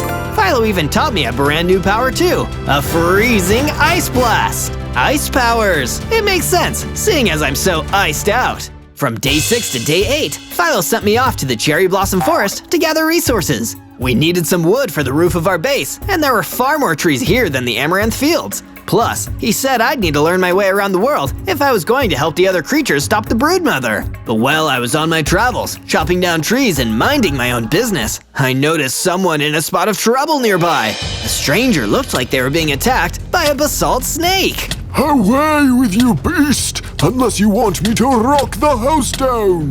The stranger must have been a geomancer. Who else would make such an awkward rock pun? As he ran away, I drew my stone sword and decided to help out. This was it, my first taste of combat. I attacked the basalt snake. It was a slippery enemy, dodging out of the path of my swings and then lunging towards me when it found an opening. I was barely able to leap out of the way in time, saved at the last second by my monkey agility. At last, I saw an opening and took my chance, landing the winning strike. Not bad going there, lad. You're clearly not one of the broodmother's lackeys. Tell you what, you fancy giving me a hand, taking care of some of that creepy spider's creepy spawn? Sounds good to me. That ought to slow her down. From day 9 to day 10, I went with the geomancer deeper into the Cherry Blossom Forest, looking for a nest where some of the creeper spider broodmother's children were hiding, waiting for the command to take over. We were trying to sneak up undetected, but suddenly we were ambushed by one of the creeper spiderlings. It was way smaller than the broodmother, but it was still creepy. Mama said you can't be here. I'm gonna tell on you. I fought as hard as I could, but the creeper spiderling was far too tough. Every time I tried to corner it, it would scuttle out of reach. I had no choice but to retreat. I was a little disheartened. If I couldn't take on one of the broodmother's offspring, what chance did I stand against her? Don't be so hard on yourself, lad. Life, as I've experienced, it's a rocky road. Don't you give up now. Gee, thanks. You need a place to stay? Come back to my base. From day 11 to day 12, the geomancer and I made our way back to the base in the Amaranth Fields. Straight away, I got to making a storage room with plenty of space for all the resources I gathered. I then went on to work on the geomancer's room. I added a floor to my base, which gave him plenty of space to practice rocking out if he needed to. Well, this is all just too kind, Zozo. I've got no coin nor any token to give you as thanks, lad. But here, let me use my powers to really rock this joint. The geomancer really was stone cold brilliant. He built an entire smelting place outside and a new storage room just to say thanks for letting him stay. This was amazing. It really helped improve the base. Thanks to him, things were really coming along. We even got to talking about the broodmother and why she was so set on taking over the world. I've been studying the fauna of this place for quite some time. It really is fascinating. All the creatures here are bestowed with great power. The broodmother has the power of dominance, the will to take control of everything. But what's interesting is there is a creature made to be the embodiment of good and selflessness. A diamond monkey. Wow, so you're saying I might be able to defeat her? Zozo, lad, I'd say you've got a better chance than anyone. Later, I paid a visit to a nearby mine and dug up some iron ore. Now I could put that brand new furnace to good use. I turned the ore into some iron ingots, then smelted those with iron replacements for my sword and pickaxe. While I was gone, the geomancer placed down some fences to make a sheep pen. I lured some sheep in to make a farm. From day 13 to day 15, I spoke to Philo about what I could do to get stronger. He suggested that I should head off on a small journey to do some hands-on training. You're sure about this? Of course, you're a diamond monkey, and that means you're the living embodiment of all good. And being good means banishing evil, so go do some banishing. I headed back to the Cherry Blossom Forest, although I wasn't exactly sure how I was meant to banish evil. That seemed like more of an ongoing life goal than a simple training exercise. I didn't get too much time to think about it though, before I was confronted by another angry creeper. Hey, my twin brother was sent to catch a diamond monkey like you for our master the broodmother, and he never made it back. Yeah, my Phantom Fox friend sort of destroyed him. He did what? Oh, you're so gonna pay. The creeper came at me. I leaped back to a safe distance in case it exploded. I used my diamond monkey reflexes to stay out of range of the creeper's explosive radius, then hopped in close when it was safe to deal some damage with my iron sword. Finally, I was able to finish him off. But that wasn't all. The defeated creeper dropped a health potion, which gave me a whole 60 hearts when I drank it. The whole encounter had given me the experience to teach myself a brand new move too, the knockback punch. From day 16 to day 19, I ventured out further and came across the deep canyons stretching as far as the eye could see. I had to be careful traveling the higher ground. One wrong step, and I'd have a really nasty fall. But it was while traversing my way down to the lower depths of the canyons that I happened to stumble across something pretty unexpected. It was an old journal that somebody must have dropped. I picked it up and took a look, reading some of what was written inside. It started happening much sooner than we thought. The bad needs good to counter it. It can grow and grow. That's why the brood mother is getting stronger. We need balance, otherwise her evil power will grow until it cannot be contained. It will sweep across the world under the many legs of her and her spawn, unless we can find someone who as good as she is bad. Suddenly, while I was reading, I heard a familiar hissing drawing near and turned to see a group of creepers behind me. There he is, boys! That's the diamond monkey who took out Jim! Oh, and that the brood mother wants us to destroy too, I guess. Jim was old school, one of the good ones, man. Jim? That other creeper? Yeah, our twin! Why are so many of you twins? Well, that's a funny story, actually. You see, all creepers, get 'em, boys! The creepers attacked, but I was feeling confident. After all, I'd only just taken down one of them and gotten stronger as a result. So swinging my sword the way Philo had taught me, I made quick work of dispatching this new group of creepers. From day 20 to day 22, I made the long journey back to the Amaranth Fields. I hadn't returned to base in a few days, so I thought it was about time for a rest and a resupply. Once I was back at my base, I headed back to the mines, gathering up some more iron ore from a vein deep underground. That ore I then turned into iron ingots, which I used then to create a brand new iron chestplate. With all these new hearts, new powerful attacks, and now some added protection against damage, I was feeling ready to go back and face the creeper spiderling from earlier. I crept through the cherry blossom forest, making sure to keep to the treetops and using my diamond monkey agility to my advantage. I came across the spiderling, and when I was ready, leapt down from the treetops to attack. My ambush worked, catching the creeper spiderling off guard. Startled, it panicked, and I was able to use my knockback attack to blast it off its feet. Then, using my iron sword, I finished it off. I had beaten the spiderling! But all the commotion had attracted some unwanted attention from someone I didn't realize was nearby, the brood mother! Heh, you think that's all it'll take to stop me? Destroy my spiderlings! I don't even care! Even if you're able to kill just one, there will be two more ready to take its place. Look, you're only this powerful because there was no one good enough to cancel out your bad.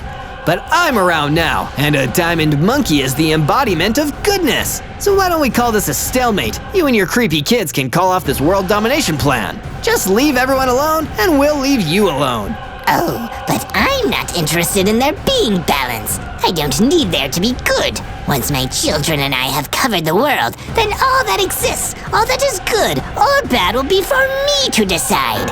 And you won't be around to stop me! The brood mother launched one of her explosive fireballs at me. I thought about fighting back, but instead, I snuck off once she'd lost sight of me. I wasn't strong enough yet, and I could hear the geomancer's lesson in my head. Gotta remember, it's a rocky road. Could really go for some ice cream right about now. From day 23 to day 26, I made my way back to my base. Even though it had taken me a while to get back to it, I had taken down the spiderling that the geomancer had asked me to help defeat. I thought he'd want to hear the good news. That's my boy! I'm proud of you, lad! Since my chestplate had come in handy protecting me against the spiderling, I decided I needed to complete my set of armor. So I headed back to the mines, gathering up some iron ore from the vein. Once it had been made into ingots, and those had been smelted, I had a snazzy pair of iron boots, pants, and a helmet to match my chestplate.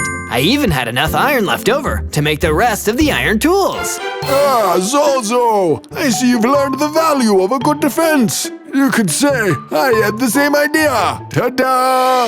The geomancer had been back at it again, making upgrades to my base. This time, he'd constructed a roof on the house and a perimeter wall around the main base to protect the structure against attacks, just like a suit of armor. Great minds really did think alike. From day 27 to day 31, I decided I would head back through the canyons. After discovering the book I had found there, I was wondering if there was any more useful information waiting to be uncovered nearby. I didn't come across any more dropped journals, but I did meet a friendly leopard. My name is Lorne. Delightful to meet the one who cleared out some of those pesky creepers. But be on your guard, my friend. There are more out here, and far worse monstrous creatures have aligned themselves with the wretched broodmother. Thanks for the warning, Lorne. If it's not safe out here, then you should head back to my base. Many thanks to you. I never thought I'd be lucky enough to witness a diamond monkey's selflessness again. Searching around, I didn't find much else of interest, so I headed back to base not long after. Once there, I harvested some sheep's wool from the farm and used it to make some decorative banners that really livened the place up. But my excitement was short-lived, as Philo ran up to me in a blind panic. Zozo, come quickly. Our friend is in need of your help. From day 32 to day 35, I rushed after Philo back towards the campfire area. The wind serpent was under attack. There was no time to lose. He had set me on my path, and now I needed to help him. When we arrived, there were creepers coming from all directions. I had never seen so many in one place before. The hissing and rustling they all made was deafening. I climbed a tree, trying to get closer to the wind serpent in order to save him. I could see him fighting back against the creepers, but while his back was turned, one behind him started smoking. Look out! Boom! The creeper set off an explosive chain reaction, causing a bunch of others around it to also explode. By the time the smoke had cleared, only a few were left, but the wind serpent had been caught in the blast. No! I leaped down from the tree and attacked the remaining creepers. I finished off what was left of them, but it was far too late to save my friend. From day 36 to day 39, I tried to take my mind off of what had happened. I decided I'd go somewhere quiet to be alone with my thoughts and ended up wandering into the aspen forest. While I was there, thinking about the poor wind serpent, someone came up to me. It was a green manticore. Excuse me, I couldn't help notice the glimmer of a diamond monkey. Aren't you meant to be the embodiment of goodness? Yeah, I suppose, although I'm not feeling too good right now. Well, sorry to bother you, but I just wanted to ask for your help. The manticore showed me to the source of his troubles, a horrifying undead scorpion. I pulled out my sword and rushed into battle. The undead scorpion was vicious, swiping at me with its tails as I tried my best to defend. With a blast of my knockback attack, followed up with a combo of an ice blast, I was able to defeat the monstrous creature. Oh, thank you so much. That thing was so menacing. The green manticore explained that some creatures believed the power of the broodmother's bat was still getting stronger, so much that it was raising creepy creatures from beyond the grave. I had to stop this! From day 40 to day 43, I headed back to base to recollect myself and see if my friends had any more advice on how I could get strong enough to stop the broodmother. Much to my surprise, they had been working on improving the place while I had been gone. Philo had even made some nice new bookshelves and couches and came to me with a special request. Zozo, with all this extra space, I think my friends from the Phantom Fox clan would feel very at home here. What do you think? Philo, if they're anything like you, then we'd be lucky to have them here. With that, Philo let out a loud screeching call into the air to draw in his fellow Phantom Foxes. Before long, even more of them had started slinking out from the amaranth fields, and I welcomed them to their new home. Then, a familiar feline face showed up. It was Lorne the leopard. Glad you made it. Greetings, friend. Forgive me, but I am in need of your help.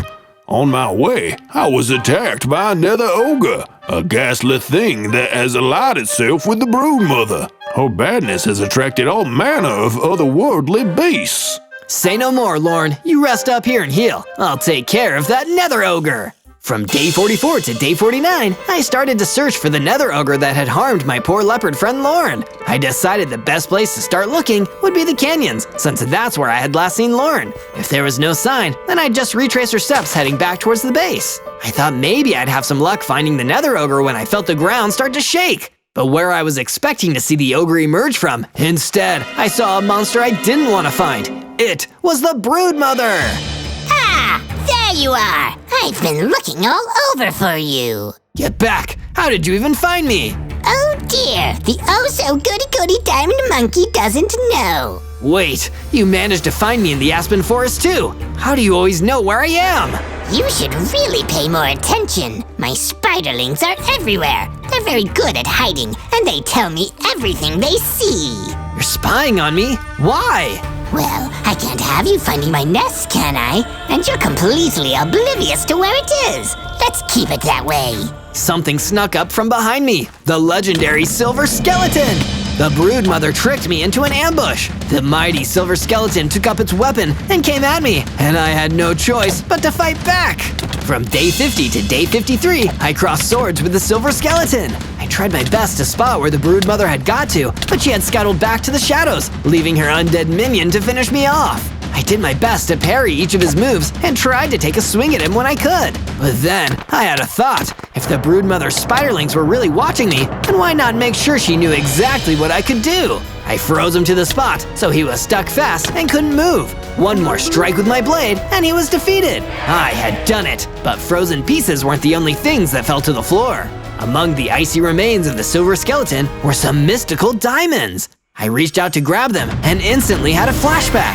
I could see another diamond monkey like me. He wandered the same places, met the same friendly creatures, but there was one difference. Back then, there was balance. I wondered what happened to him, where he had gone, and how it had caused good and bad to become uneven. Took those mystical diamonds with me. I had a great use for them in mind later on. From day 54 to day 57, now that the distraction of the silver skeleton was dealt with, I continued my search for the nether ogre. When I ventured further into the canyons than I'd gotten before, it didn't take me long to track him down. There was no time for chit-chat with this monster. He came right at me, ready to attack.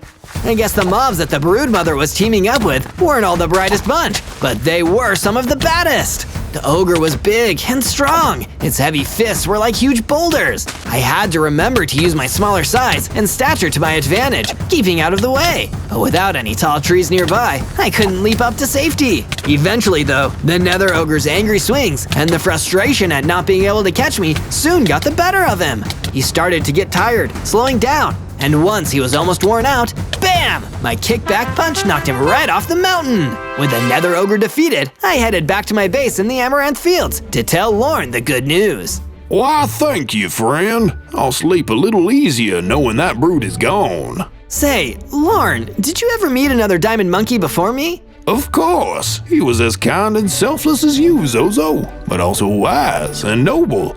Nobody knows where he went. Perhaps his time was up, but once he was gone, much of his goodness left with him, apart from that which he passed on to others. That's what's allowed the broodmother to gain such power. There was an absence of good in the world, so she filled it with bad. From day 58 to day 62, I decided to do some work on the base. After all, with the whole Phantom Fox clan here, the place needed some improvements. I expanded the pen that was holding the sheep, making more room so that more of them could fit in. More sheep meant more wool. Then, I had to get working on my idea to use the mystical diamonds I'd picked up from the silver skeleton. Problem was, I didn't have enough to actually make anything. Maybe I could find some normal diamonds to make up for it. Sure enough, I headed down into the mines and found just what I was looking for. Diamonds, and plenty of them. I started chipping them out of the stone wall, and before long, I had enough for my plan. I used the diamonds, both the normal kind and the mystical ones, to craft myself a brand new diamond sword and a pickaxe to match. Now I could dish out a lot more damage. Zozo, come take some time to relax, sit with us a while, and see the good you're putting back into the world. Philo invited me to come and hang out with him and the rest of his Phantom Fox friends. They'd really made the base into a more homely place, with a roaring fireplace and a nice living area where we all sat and chilled for a while. Philo also mentioned that they built a small cottage home for themselves and connected all the buildings with a nice path. The base was really coming together. From day 63 to day 66, I was finishing up a few minor improvements on my base when the Geomancer came to me with a new lead on what our next move should be. I've been feeling a rumbling, lad. Tremors in the ground. The stones, they speak to me, rocking my very soul. Okay, and what's the sound of the underground saying? It might be telling me where the broodmother's lair is. There's a lot of movement in the cypress swamplands. It is a vile, putrid place. No wonder the broodmother feels so at home there. I'll check it out. I headed off to the location the Geomancer pointed out. He was right about one thing, the place was gross. I had a weird feeling while I was there, almost as if I was being watched, and not just by the broodmother spiderlings. Suddenly, I got startled by a warped phantom. I got ready for a fight, thinking that this was another undead being that the broodmother had raised. But to my surprise, he was actually friendly. Oh, thank the heavens, a diamond monkey. goodness will be restored, and then I can rest again. That foul creeper spider broodmother dragged me out from my eternal slumber, but I was at peace. I'll do what I can. Hey, maybe there's some way to get you back to wherever you were before. If you could, that'd be wonderful.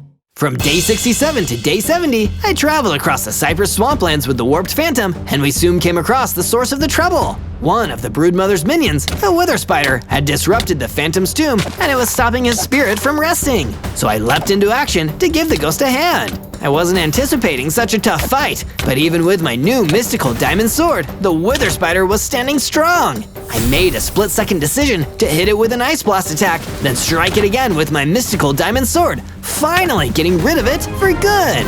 Oh, thank you very much. Back to peace I go.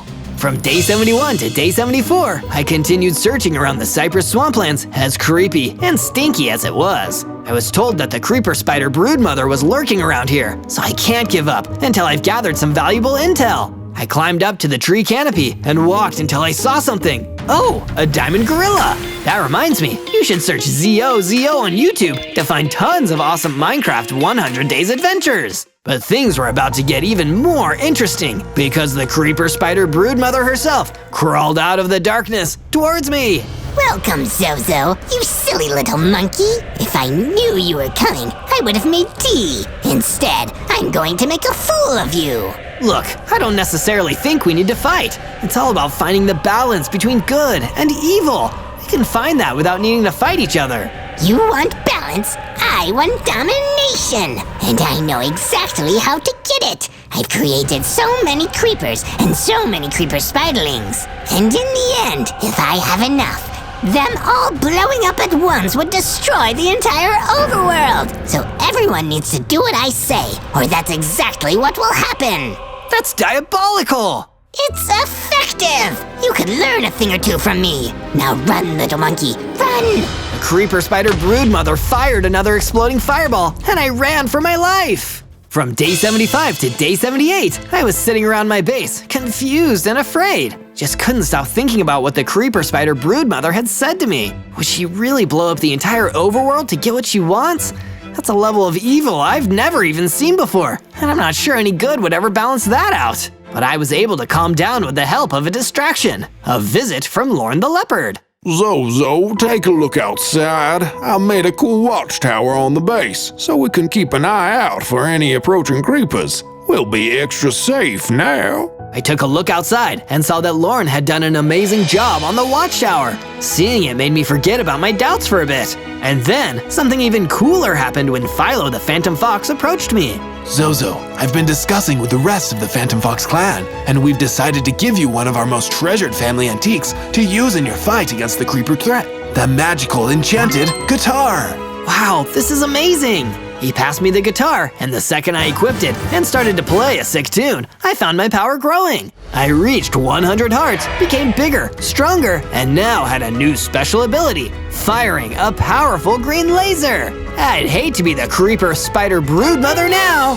From day 79 to day 84, I went back out to the cypress swamplands again with my newfound power and confidence, ready to take on the creeper spider broodmother for round 2. Couldn't see her anywhere. Instead, I was attacked by a nasty gang of whisperers, which I was able to pretty easily cut down with my awesome guitar. I can see why the Phantom Fox clan cared about this so much. I heard rustling in the bushes and turned to see a rabbit wolf hopping towards me. Hey, thank you. You're welcome. But for what? Those whisperers have been a pain in my butt forever, and you finally took care of them. Here, and the spare diamond helmet. It didn't fit me anyway. Oh wow, thank you! I'm better guarded now than ever before! From day 85 to day 89, I returned to my base, eager to show my friends my new shiny diamond helmet, when I saw a little gang of creepers crawling into my base, closing in on an innocent big axolotl. Oh no, I need to run them off! I fired ice blasts and swung my sword until the creepers were gone. Thankfully, none of them exploded near any of the structures on my base, but that didn't mean I could let them get away. But during the fight, I also saw that a creeper was running towards the innocent big axolotl. I couldn't let that happen. I ran over and destroyed the creeper immediately, even while the others ran away. But the big axolotl was extremely grateful for the help. Thank you, Zozo. I owe you my life. Stay safe out there, Big Axolotl! From day 90 to day 94, I traced back the way from where the creepers came, and it led me to the cypress swamplands. I reached an area that looked like some kind of nest, where I can only imagine the creeper spider broodmother was waiting inside. But what was even more worrying was the thing waiting on the bridge to the base. A massive, heavily armed Vindicator! You're not a creeper or undead. What are you doing here? I'm working for the Big Mama, and she wants me to show you that diamonds aren't forever. But why would you want to work for her? She and her creepers want to rule the world. Yeah, and I think they're gonna, so I want to fight for the winning team. So that's enough talking. Let's destroy each other. And with that, the battle began! From day 95 to day 97, I fought the Vindicator who worked for the creeper spider broodmother. He was one of the most skilled opponents I'd ever faced, and he was dealing a lot of damage against me. But I managed to fight back. Little by little, I turned the tide until the Vindicator was on the ropes, and eventually, he gave up. Please, I yield. Have mercy. I'll let you go, but first, tell me something I don't know about your boss. Tell me something that'll help me win this battle for good. Okay. Well, you don't need to worry about taking out the little creepers. Just focus on taking out the broodmother. She's got like a hive mind. You take out her, all the creepers go with her. And with that, the Vindicator ran off, never to be seen again. So I just need to defeat the broodmother to defeat the whole army? Now I know for sure what I need to do. On day 98, as I prepared to return to the cypress swamplands to take on and defeat the creeper spider broodmother once and for all, I decided to speak to each one of my basemates one-on-one. First, I spoke to Lorne the leopard. I believe in you, Zozo. You're living up to the legacy of the Diamond Monkey. Once you're done, the forces of good and evil will be balanced once more. Next, I went and spoke to Philo the Phantom Fox. The safety of our clan owes much to you, Zozo. It's been an honor to work with you. I look forward to celebrating with you once you've defeated the evil. And finally, I spoke to the Geomancer. You're gonna squish that nasty spider like a big old newspaper, Zozo. Rock on, man, rock on! You're stone cold! And with all those words of encouragement, I was ready to go. On day 99, I made my way back to the freaky, stinky cypress swamplands. I'd conserved all my energy, ready to unleash it in one big, awesome final battle with the creeper spider broodmother. I know the truth now. If I can defeat her, then I'll defeat her entire creeper army. But there was one problem in the way. The creeper army I was just talking about, all surrounding and guarding the creeper nest. There was no way I could fight them all alone, and if I did, it might leave me weak and tired to take on the mean green mother herself. That's when, in my moment of need, the warped phantom whose spirit I'd helped lay to rest came running towards me. He was here to repay my good deed. Zozo, go forth and destroy the evil that has plagued this land for so long. I'll distract her awful spawn. You get in there and save the world. I will, Warped Phantom. Thank you. As the creepers swarmed the phantom, I snuck up the stairs and into the well that the broodmother repurposed into its own nest. On day 100, I crawled down into the depths of the nest where I could take on the creeper spider broodmother alone. She was waiting for me, and she wasn't happy to see me. You're not meant to be here, Diamond Monkey. This is my domain. Soon, nowhere is going to be your domain. I wanted to coexist with you. I wanted there to be balance, but you left me no choice. All we can do is fight. Then why even waste time talking? Allow me to destroy you, so me and my creepers can finally claim the world that is rightfully ours! And so, the battle began! With my sick guitar, I began fighting the creeper spider broodmother as she shot her exploding fireballs at me. The battle was hard. She was the toughest enemy I'd ever faced. But I still had one more power to use against her. I knocked her towards the exit, and that scared her off. She prepared a surprise attack as I exited the room, but I was undeterred. She started to escape, but I summoned all my energy into one attack. My ultimate green laser! With that one last attack, the creeper spider broodmother died, taking all of her creeper army with her, and the forces of good and evil were balanced across the land once more. On day 1, I spawned into the Amaranth Fields as a golden gorilla. Now it looks like I'm a gorillionaire. Well, a baby gorillionaire anyway. But I bet with my hard work, I can get bigger, stronger, and even shinier. My golden gorilla voice was a little too loud though, because it attracted the attention of someone who wasn't so nice. A strange green man in a crown emerged. Wee-hee-hee! 'Tis me, the great and glorious Goblin King! All will bow to my excellence! Oh, hi, Goblin King. Your Highness, I'm Zozo, the golden gorilla. No! This simply won't do! You're too shiny! Nobody should be shinier than my crown!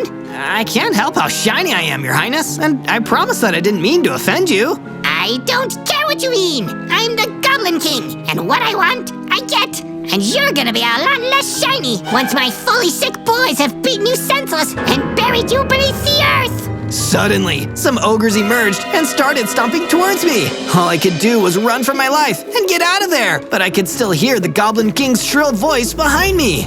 You can run, but you can't hide! We'll never give up, Zozo! Never! I kept running until I couldn't hear him anymore. Guess I'm gonna need to topple the Goblin King if I want to get any peace around here. On day 2, I started exploring more of the Amaranth Fields. It's pretty nice out here, but I guess looks can be deceiving if the Goblin King and his ogres are running around here, and I've only got 10 hearts. I'd better find something to eat, and fast! Luckily, I stumbled on an apple tree. I used all of my baby gorilla strength to shake the apples down from the tree and gobble them up. That really hit the spot. I love apples. Good choice for your last meal then. Get it? Because you're dead meat, shiny boy. I turned around and saw the Goblin King's ogres charging toward me. Uh-oh, I don't think I'm ready for a fight, but I guess I don't have a choice. They attacked me, and I tried my best to fight back, but they were way too tough for me, and there were so many of them. It's only my second day. It can't already be over for me. No! Hang on, little gorilla. I've got this. A gobber jumped into the fray, fighting off the ogres long enough for me to get away from them. Follow me. Let's get you out of here before more of these jokers show up. By the way, my name's Greg. I'm Zozo. On day 3, I followed the friendly gobber to his campfire. Thank you for saving me. Don't sweat it, kid. Any enemy of the Goblin King is a friend of mine. He hates me just because I'm shiny and golden. Don't take it personally. That attention hog can't stand it if anyone else is special. That's why so many of us are trying to overthrow him. Everyone deserves to shine, not just that so-called king. Here, I got someone you should meet. The gobber introduced me to a goblo sitting near the fire. I told the goblo that I was the Goblin King's latest target. Tough luck, Zozo. Sorry to hear that, but you're in the right place if you want to end the Goblin King's regime. We've been working on it for quite some time, and I get the feeling you'll be a great help. You'll need to get a lot stronger first, though. Think you can do that? Yes, I do. That's what I like to hear. First things first, you're gonna need a base. Get to work building one. I'll send Greg along to help you out. Thank you so much. Don't ever let them dull your shine, Zozo. From day 4 to day 5, I got to work building a base. Before I can build anything, I'll need some wood and some tools. I gathered enough wood to craft a wooden pickaxe, then used that pickaxe to gather some stone. Now I can use this to make a full set of tools. I'd better hurry up so I can build my base before it gets dark. I crafted a set of stone tools, and then it was finally time to build my base. A room for me and a room for Greg. There, looks pretty good. It's small, but I'll have time to build more later. Greg, come check out our new home. Sweet digs, kid. I like it. Great place to hang my hat for a little while. But you're not wearing a hat. Well, if I get a hat, I'll have a place to hang it. Hey, kid, look out behind you. I turned around and was jumped by a garch. This time, though, I had a sword to defend myself. I fought back and managed to defeat the nasty creature. Hey, I did it! Oh, I feel kind of funny. Suddenly, I grew bigger, and I felt my hearts increase to 30. Awesome!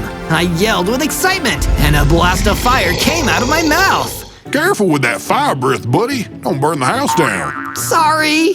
From day 6 to day 8, I took my new set of tools, improved strength, and super cool fire breath, and went out exploring. I traveled to the jungle, where I spotted a poor, innocent little Kato being attacked by a Shadowneer. Hey, cut that out!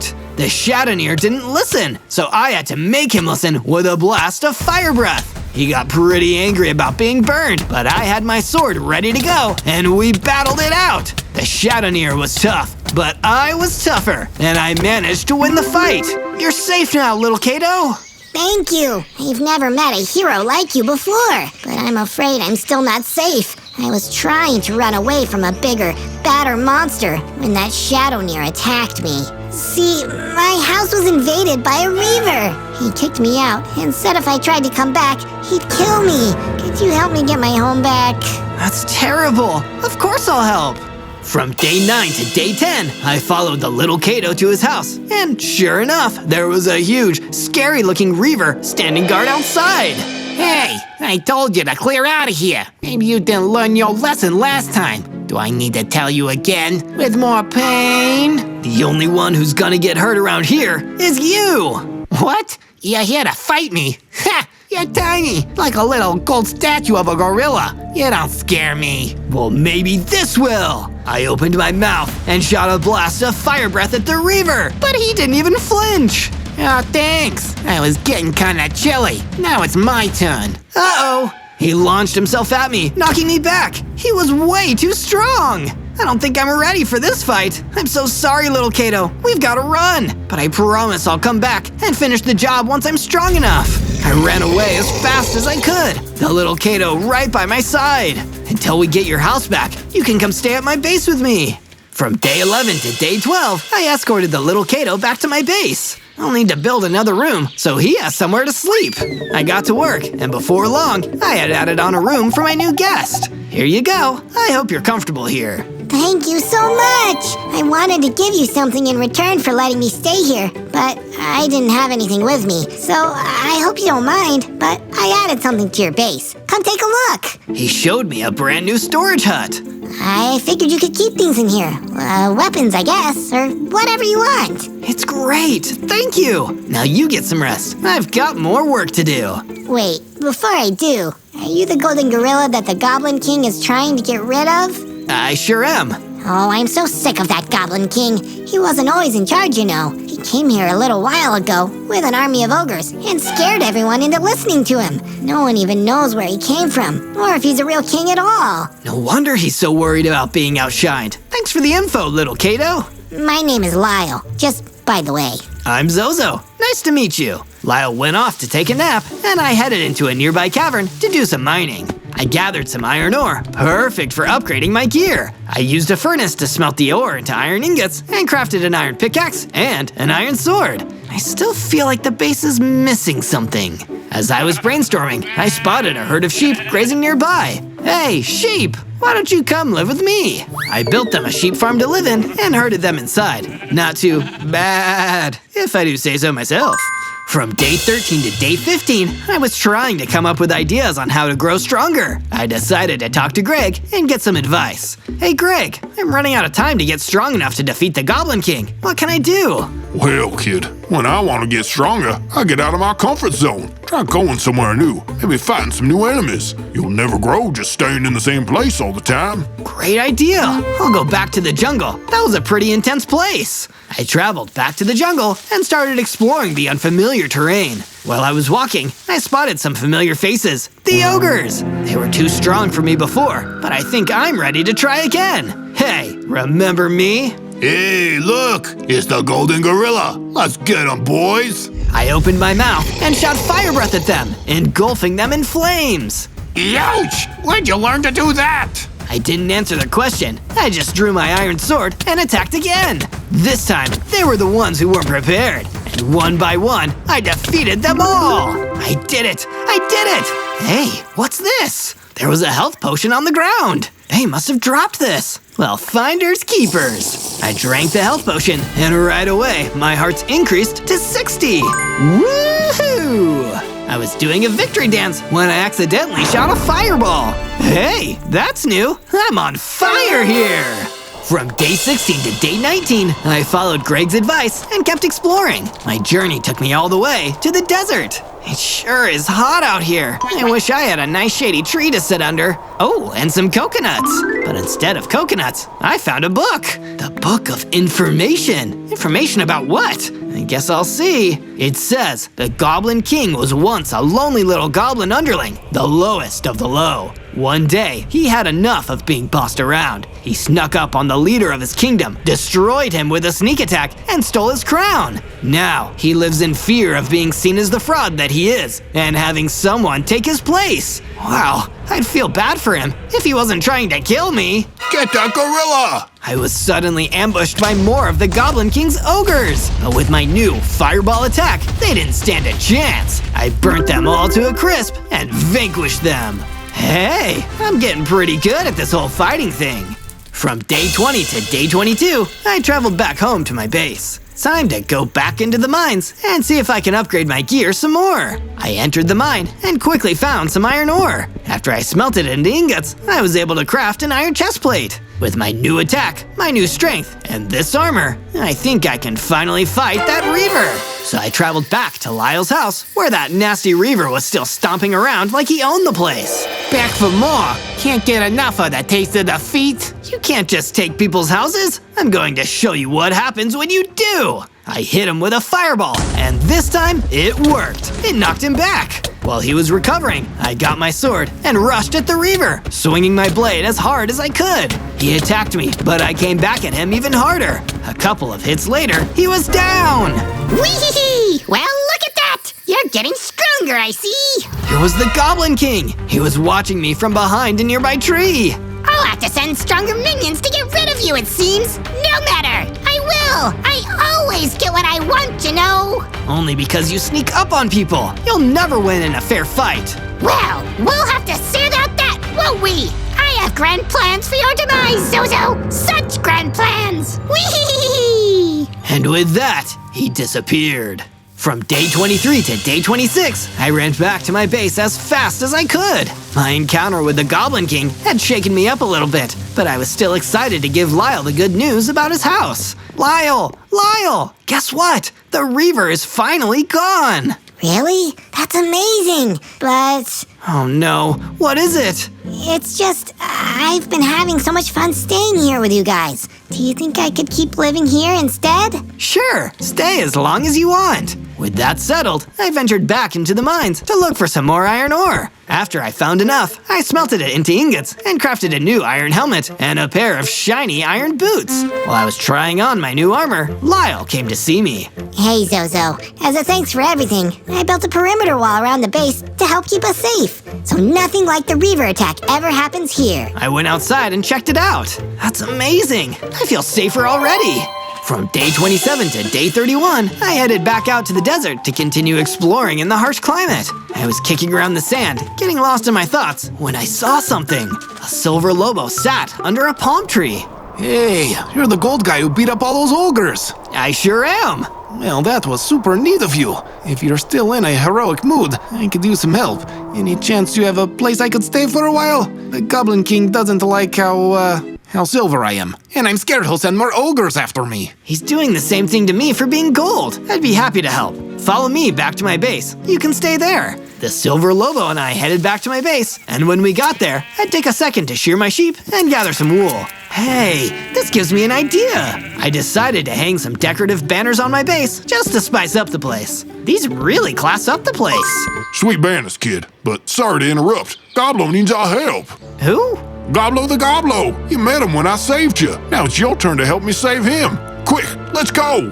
From day 32 to day 35, Greg and I traveled back to the Goblo's campfire to see what was going on. When we got there, a whole horde of ogres was making a mess of the place. Goblo was way outnumbered. Goblo, we're here to help. Oh, how sweet. Baby Gorilla thinks he can save his friend. Well, you're too late, loser. I shot a fireball at them, destroying them in one hit. But when Greg and I rushed over to check on Goblo, he was already halfway gone. Thank you for coming, boys, but I'm afraid they were too much for me. I don't have a lot of time left, Zozo. You can finish what I couldn't. Defeat the rest of the ogres. I will. And just like that, Goblo was gone. From day 36 to day 39, I didn't want to go home after losing Goblo. I needed to get my mind off of things. So instead, I traveled to the jungle to look for some bad guys to fight or someone to help. I just need something useful to do. Are you talking to me? There was a rouge tomato suddenly staring at me. No, I was talking to myself. Well, could you be talking to me? If you're trying to be useful, I need some help. Sure, what's going on? Well, I need help taking on a rattlesnake near here. He's really messing up the neighborhood, kicking everybody out. I need some muscle to get him to lay off. You got it! It didn't take me long to find the rattlesnake. He was hissing and pacing back and forth, looking for trouble. Well, he found it, and trouble was me! I took him out with a few quick fireballs and a finishing move with my sword. Your rattlesnake problem is all taken care of. Thanks, you're a swell guy. Not like that freak in the crown who came through here earlier. The Goblin King? Yeah, that's him. Said he's trying to recruit new goons to help him get rid of some golden monkey or something. Sounds like a bad scene. And seems like the kind of guy who doesn't ever fight his own fights, but still wants to act like a tough guy. If you're not a fighter, just admit it to yourself. That's what I did, and it worked out. Yup, thanks for the info. Yeah, forget about it. From day 40 to day 43, I left the friendly, but kinda weird, Rouge Tomato behind and walked back to my base. When I got there, Greg was waiting for me, and he looked excited about something. Hey kid, I thought we could both use some cheering up. So I added some couches to the base for hanging out. And I was thinking, maybe we could invite some more friends to stay here with us. Absolutely, the more the merrier. Great, my other goblin friend should be here soon. A little while later, Greg's friend arrived and settled in. Nice to meet ya. After a while, the Silver Lobo I helped out before came to find me. You've already done so much for me, but could I ask for one more favor? I left my favorite book behind, and I can't go back and get it without being attacked by some really scary monsters. Could you go look for it for me? I'll do my best to get your book back. We can put it on one of those shelves when I do. From day 44 to day 49, I trudged out to the desert to look for the Silver Lobo's book. I don't see any books, I just see a ton of sand. I don't like sand at all. It's so coarse and rough, and it gets everywhere. As I was digging through the sand looking for the book, the Goblin King ran up from behind me. Whee! Tremble in fear! It's me! I'm not scared of you. Oh, but you should be! You think I'll only stop with your demise? No, silly Zozo! I'm going to get rid of everything shiny in this land! Every living thing that is silver, gold, diamond, that glitters and shimmers brightly! My crown will be the only shiny thing left, and then no one will doubt my authority as king! Or you could try being a kind and just ruler? Are you kidding me? That sounds terrible! Sorry, Zozo, but I have to run! Bear with me! What? Sorry, I misspoke! I have a bear with me! Enjoy fighting my bear! Bye! The Goblin King ran off, and a massive, hulking grizzly bear ran in! From day 50 to day 53, I faced off against the Goblin King's mighty grizzly bear. The grizzly bear charged at me. I fought back with a fireball and jumped out of the way before he could scratch me with his claws. But the bear was tough, and he came at me again. This is my hardest fight yet. It was difficult, and the bear was much bigger and stronger than me, but I was better at dodging. And I had fire powers that most bears don't have. And all of that helped me win in the end. Phew, that was a close one. I'm glad I made it. Ooh, sparkly. The grizzly bear dropped a diamond on the ground during the fight. I should take it with me. I bet I'll need it later. From day 54 to day 57, I continued my search for the Silver Lobo's book. She said there were scary monsters involved, but I haven't seen anything but sand. And that bear, but that wasn't normal for this place, I'm pretty sure. Finally, I happened upon a specter. I don't think it's that scary, but I bet that's what she's talking about. Hey, did you take someone's book? The specter didn't answer me. It just started attacking. Well, I guess that's your answer. Fireball! I blasted the specter with a fireball, and I totally vaporized it. Sure enough, it dropped the book. What's this book about anyway? Seems like a lot of trouble for one little book. Oh, it says my diary on it. No wonder she wanted it back. I ran back to my base and delivered the book to the Silver Lobo. Thank you, thank you, thank you. You're the nicest golden gorilla I've ever met. Not that I've met any others. There used to be more of you, I've heard. And other gold creatures. But the Goblin King has been getting rid of them ever since he took the throne. It's just terrible. Well, I can't let him get away with it anymore.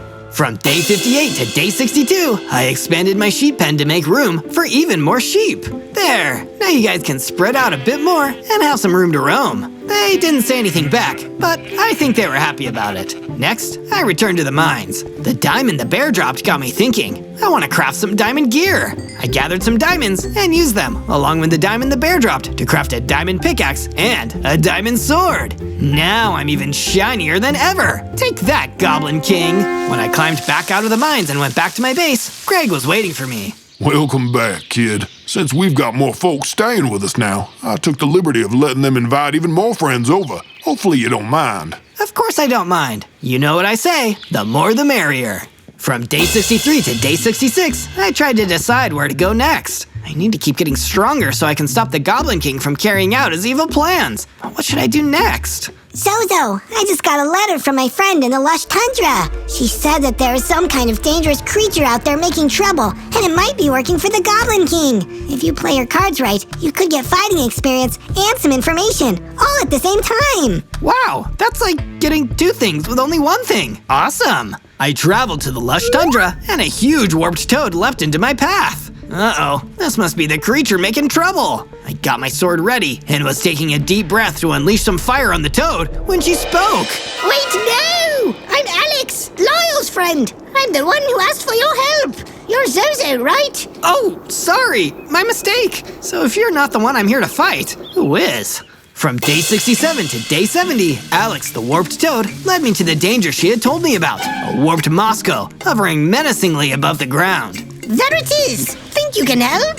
I sure do. Time to squash that bug. Be careful. That's one mean Moscow. I listened to Alex's warning, and I approached the warped Moscow slowly. But as soon as it saw me, it started buzzing aggressively and swooped at me. I had to dodge and counter with a fireball. The warped Moscow couldn't get away in time, and the fireball hit it, knocking it down. I took my chance to finish it off right then and there. I did it! Your Moscow troubles are over, Alex. Thank you so much. Lyle wasn't kidding. You really are a hero. I'm just trying my best. I only hope I'm going to be enough of a hero to take on the Goblin King. From day 71 to day 74, I decided to explore the lush tundra a bit more. I already came all the way out here, I might as well get a good look. As I was exploring, I spotted a sign that spelled out Z-O-Z. I didn't know what that means, but it's almost my name. That reminds me, if you want to see more Zozo videos, you can find them by searching Z-O-Z-O. I arrived in a new part of the lush tundra and saw a chest there. Oh, I wonder what's inside. When I opened it, there was nothing in there. Oh, that's disappointing. Wee! Sorry to see you so sad, Zozo. Just kidding. I love to see you sad. You'll never beat me. I was so angry, I shot a fireball at the Goblin King, but he dodged it and attacked me. He was still way too strong for me to fight him and win. Just you wait. I'll get stronger, and then you'll know how it feels to lose. I didn't want to, but I had to get out of there. From day 75 to day 78, I ran all the way back to my base. When I finally got there, I was so mad that I locked myself in my room. Can't believe I had to run away like that. I'm such a loser. I heard someone outside of my room, and when I went to check, the Silver Loba was standing there. Sorry to interrupt, but I wanted to show you something. I've been heading on to the base. Want to come look? Okay, I followed her, and she led me to a new watchtower.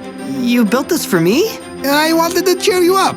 It'll help keep us all a lot safer, in case the Goblin King tries anything sneaky. That's so great, thank you. I feel better already. I've also got something that might help, too. Greg came over and handed me a novelty hat. It's silly, but I told you a home is a good place to hang your hat. So, I got you a hat. When I put the hat on, I felt a lot better and stronger too. Before I knew it, my hearts increased to 100. I jumped for joy, and I jumped way higher than usual. Whoa, a jump boost! Thank you so much! From day 79 to day 84, I ventured back out into the lush tundra to look for the Goblin King. Now that I'm stronger, I want to try and fight him again. I looked all over, but didn't see him anywhere. I did see some Black Death though. Close enough for now. Still an evil force I can test out my new strength on. I fought the Black Death and beat it easily. When I did, I was approached by a grateful rat. Ooh, that was very impressive fighting. I couldn't help but notice your shiny diamond sword. Someone dropped this, and I picked it up to keep. But I think you should have it. Here! The rat gave me diamond leggings. This is perfect. From day 85 to day 89, I took my new diamond leggings and traveled back home to my base. When I got there, I was shocked to see ogres stamping all over the place, tearing it down. No, get out of here! Oh no! Did you think we wouldn't find you? Smash, smash, smash, smash the whole place to bits! I shot a fireball at the ogres, and they ran off into the fields. Ah, no you don't. I chased after them as fast as I could.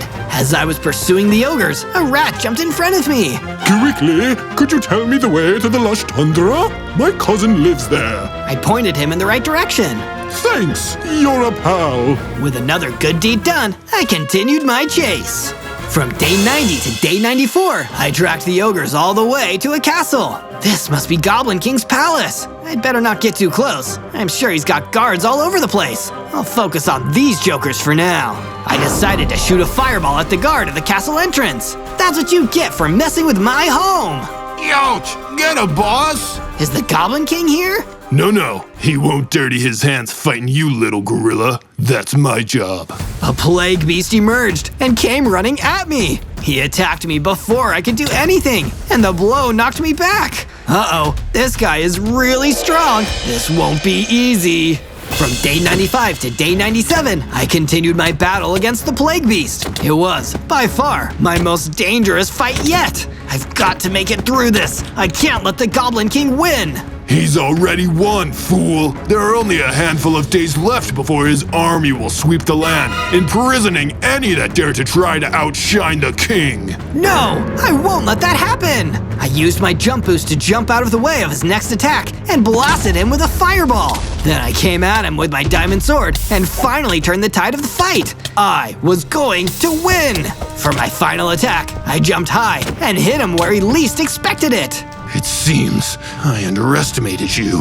Perhaps you will win after all, if you can best the Goblin King himself in a one-on-one fight, that is. I will, no matter what. I'm going to do whatever it takes to defeat the Goblin King once and for all. And just like that, the Plague Beast was defeated.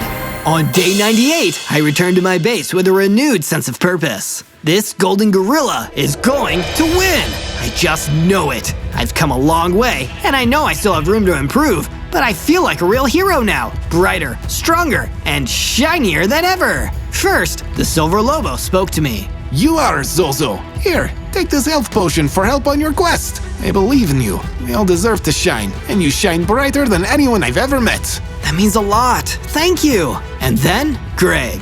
Hey kid, I'm proud of you. Don't leave without your hat, okay? I would never. And finally, Lyle. Remember, the Goblin King only wins fights by sneaking up on people. Don't let him sneak up on you, and you'll be able to defeat him. Thank you for believing in me. I'll try my best. On day 99, I set off on my journey to the Goblin King's castle. I passed through the lush tundra on my way and remembered my success there. I was able to help so many people, and if I can pull this off, it'll help so many more. Finally, I reached the castle. It was crawling with ogre guards. I'll never get through all of them without the Goblin King finding out I'm here. If he does, he'll be able to sneak up on me. As I was trying to come up with a plan, Alex, the warped toad, jumped out of hiding and started attacking the ogres. Alex, you came to help me. We toads believe in reciprocity. You helped me, I help you. Now get inside and finish this. Alex led the ogres away, and I began to sneak into the castle. On day 100, I crept my way into the castle. That's where I saw the Goblin King looking at horses. I thought about attacking him, but I realized that would be wrong. I'm not like him. I want a fair fight. Hey, stop horsing around. What? What's happening? Oh, wee Zozo, I see. You've come to my palace to turn yourself in? No, I'm here to fight you, fair and square. No tricks. A Goblin King always has a few tricks up his sleeve. Suddenly, he turned invisible, and I lost sight of him. Uh-oh, he's somewhere in here, trying to sneak up on me. I listened carefully, and when I heard him moving, I used my jump boost to jump out of the way of his ambush. Ha! Gotcha! I spotted him and launched a fireball at him. It hit! Ow, ow, ow! No! You're not supposed to be so good at this! I'm supposed to win! I always win! Not anymore! I attacked with my sword next. He fought back, but I was stronger than him. I had learned how to defeat the forces of evil, and after a difficult fight, I finally did. The Goblin King crown fell on the floor at my feet. If I were like you, I'd take this, but I don't want to be king. I just want to go home and hang out with my friends. I'm ending this reign of terror, here and now. And with one last fireball, I finished him off. It was finally over! I did it! Time to go home, hug my friends, and take a well-deserved nap. From now on, things are gonna be good as gold. On day 1, I spawned in as a baby ghost. Ooh, spooky! Not as spooky as knowing I only have 4 hearts. Oh man, wait, I'm a ghost. Why do I even have hearts? Whatever. But where are all the other ghosts? No ghost mom or ghost dad around? Since no one was around, I started checking out my new powers as a ghost. I could levitate really high and go through blocks. Wow, I passed right through that. I decided that if I was to get on in the world, I'm gonna need to find some ghost friends. The only problem was, I didn't know where any of them were. Going a bit further, I found a graveyard where a gravedigger was digging. Excuse me, have you seen any ghosts around here? Just as I said that, he ran away screaming. Gee, what was that all about? I'm just a ghost. Pretty soon, the gravedigger returned with other villagers wielding torches and pitchforks. Uh-oh, time to go! The villagers chased me deeper into the forest, where I managed to stay hidden for the rest of the night. On day 2, I started journeying through the forest. This is gonna be hard without any gear. I gotta start crafting. I chopped down some wood and found a small cave system. In one of the small caves, I gathered up stone materials that I ended up crafting into an axe, a pickaxe, and a sword. I still haven't found any ghosts yet, but I'm sure they'll show up pretty soon. As I was gathering out materials, I could hear a raven, and I ran out only to see it stuck in what looked like a cage. Oh no, don't worry, little raven, I'll help you.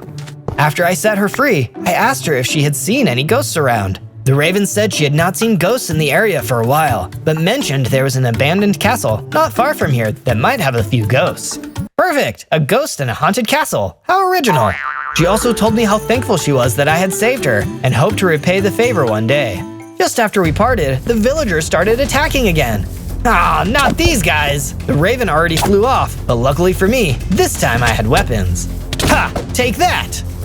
After the villagers were gone, I went deeper into the forest and continued to gather materials before going to find the castle. On day 3, I finally managed to find the castle the raven had told me about. What a score! Maybe there are some ghosts in here. I checked through all the corridors and halls to see if I could find anyone. Hello, is anyone haunting here? Checking behind one of the old walls, I found a suit of armor, an iron sword, and some iron ingots. All right, now I can really do a ghost battle. I felt a surge of energy, and my hearts were doubled. All right. Just then, a horde of bats flew in and started swarming me. Hey, back off! I just got this armor. It was a good thing too, because I was able to fight most of them off, and the rest flew off into the night. Even though I didn't find any ghosts, I decided to make the castle my base. I got to work cleaning up the cobwebs and furnituring up the place. When I was done making the place more lively, I went down a secret passageway I noticed that led downward. Maybe there are some ghosts down there. It would be fitting. On days 4 to 5, I journeyed into the passageway to find a hidden dungeon. Aw, cool, I have a dungeon. Then I heard screaming coming from one of the halls. I followed it to find a ghost being picked upon by witches. Hey, that's not nice. You leave that ghost alone. I attacked them and made swift work of them. That's right, and stay out. I went back to check on the ghost I saved and made sure he was okay. Thank you for that. If you had not come, those witches would have surely taken me to the end. No problem. Why did those witches want to take you anyways? They are the servants of the Grim Reaper, the ruler of the end, who enslaves ghosts and spirits. How terrible. Well, we're safe now. What's your name? Oh, sorry. Where are my manners? My name is Gordon, and I am an organist. An organist? Wow, that's fascinating. Thank you. Unfortunately, I lost all my organs a while back. Oh, really? How far back? As long as I've been a ghost. Clever. Thank you. On days 6 to 8, Gordon and I got to work building back up the exterior of the castle. I made us some stronger pickaxes, and we quickly got to work gathering stone for the castle. Man, if we work any harder, we could work ourselves to death. Zozo, we're already dead. Oh yeah, that's right. We could hear a howl in the distance. Stay here, Gordon. I'll be back. I ran after the sound of the howl to see it was the villagers running after a wolf. Poor little guy, I gotta do something. Quickly, I got into action and started to attack the villagers. Pick on someone your own size, or species, or being, whatever, go away! My attack did the trick, and soon they were disposed of. I turned back to check on the wolf, only to see a person standing there. Wait a moment, where's the wolf? I am the wolf. Sort of. I'm a werewolf. My name is Kane. I turn into a wolf on occasions. Should I be worried about that? It's not like what you would think. It only happens when I get very emotional. I am normally very calm. Well, if you'd like, you can stay with me at my castle. I'd appreciate that very much. Thank you. Wait, you have a castle? Yeah, I am a ghost after all. On days 9 through 10, Gordon, Kane, and I made our way back and started working on the castle, furnituring up the upper floor. This looks great, guys. Good job. Yes, the extra set of hands has really been helpful, even if he has fleas. I heard that, music lover. Just as we finished, we were attacked by goblins. Sure enough, they started pelting us with orange pumpkin bombs using their trebuchets, damaging everything we have been working at. Why are you doing this to us? We just want to live in peace. A message from the Grim Reaper. No ghost or spirit is safe. Not even one with high castles. We could see a goblin begin to load up more powerful jack-o'-lantern bombs, so we ran downstairs to cover before they caused even more damage. We then ran out to assess the damage after some time had passed. The pumpkin bombs destroyed our castle. You're gonna pay for this, Grim Reaper. On days 11 through 12, Gordon, Kane, and I looked over what was left of our castle. They have destroyed everything, all that we have worked for. I know how you feel, Gordon. However, maybe we can remake the castle, fully our own. Gordon and I left the ruins to gather more materials, while Kane cleared up what was left of the old castle. After gathering some materials, we decided to rebuild. We even added new defenses, so we wouldn't have to worry about being bombarded again. Zozo, you're a genius. I still think we're going to need extra help. Oh yeah? Who do you have in mind? He's an old friend of mine. He has great power among our kind. Maybe he can help us. Great. Where does he live? Go deep within the forest. There you will find trees covered with symbols. Find the symbol that looks like a jack-o'-lantern and open it up. Okay, seems simple enough. I'll go with you. I don't know, Kane. You can as easily be hurt. How else might I prove my loyalty to you if I cannot be by your side? Okay, Kane, you can come with me. On days 13 to 15, Kane and I were off to find the trees Gordon had talked about. After a good deal of walking, we finally spotted an area that looked interesting. Oh, this one's shaped like a turkey. Let's go to this one. Kane, remember, Gordon said the one shaped like a jack-o'-lantern. We soon found the tree and opened the door inside of it. I felt a gust of wind when suddenly the floor opened up and we began falling. Soon enough, we landed in what appeared to be a pumpkin patch. Well, this is weird. Zozo, over here. I followed Kane to what appeared to be an old mine, but no people were around. I wonder where everyone went. No idea. Maybe we should gather some materials while we're here. That's a good idea. Right away, we started gathering more materials, including coal and even a couple diamonds. Wow, this is great. I wonder why they just left this behind. Then out of nowhere, a horde of zombies showed up and started attacking us. I think I know where the miners went. We fought off most of them, but one of them appeared to surrender. Stop! I don't want to fight. If you'd like, I can take you to our leader. Oh, well, why didn't you just say so? Lead the way. On days 16 to 19, the zombie, whose name was Reggie, led us around his homeworld. This is the Pumpkin Kingdom, a safe haven for all things spooky. I can see that. This place is awesome. I will take you to meet the king. You can discuss with him the matter of the Grim Reaper. Great. Thank you, Reggie. Reggie led us to the palace where the Pumpkin King was seated on his throne. He was a tall, pumpkin-looking figure with big black eyes and long, bony hands. Welcome, our new guests. Thank you for having us, Your Majesty. We have come to seek your help to defeat the Grim Reaper. The king shuddered at the mention of the Grim Reaper. Defeat that evil which tortures good spirits and enslaves souls? How I wish I could, but alas, no one can defeat that. Surely there must be something we can do. No one should have to fear this foe. Pumpkin King got up from his throne and walked towards us. I have heard of a certain item that was forged long ago. The trident, made out of an unknown material that can destroy any creature, even the Grim Reaper. Great. Well, where is it? It has since been split apart, with the pieces in different locations. The Valley of Snakes, the Cave of Darkness, and the Clown Carnival. Well, that last one doesn't sound too scary. Would you be willing to go on a quest to retrieve the pieces of the trident and fight the Grim Reaper? Me? What can I do? I'm just a ghost. Just a ghost? My dear Zozo, there is more to you than you might think. I can tell. I'm the Pumpkin King. I'm sorry, Pumpkin King, but you got the wrong ghost for this job. In time, I am sure you will understand. On days 20 to 22, Kane and I left the Pumpkin Kingdom and ended up walking through a cemetery, stopping in the middle of it to catch our breath. Zozo, why didn't you agree to find the missing pieces of the trident? I don't know, Kane. I guess I just don't feel strong enough. I know you can do it, Zozo. Pumpkin King is right. It will take time, but you will know. Just then, we heard screaming coming from a distance and ran over to see what it was. Much to my surprise, it was another gravedigger. I guess cemeteries have those. He was surrounded by giant vultures. Oh man, I might as well try to save him from becoming buzzard food. Kane and I charged the vultures and attacked them with all of our might. Get away! Get out of here! Soon enough, the vultures were gone, and the gravedigger stood in shock. Thank you, Mr. Ghost Thing, sir. You're welcome, and next time you see a ghost or even a werewolf, remember, they aren't all bad. Yes, sir. I will definitely remember that.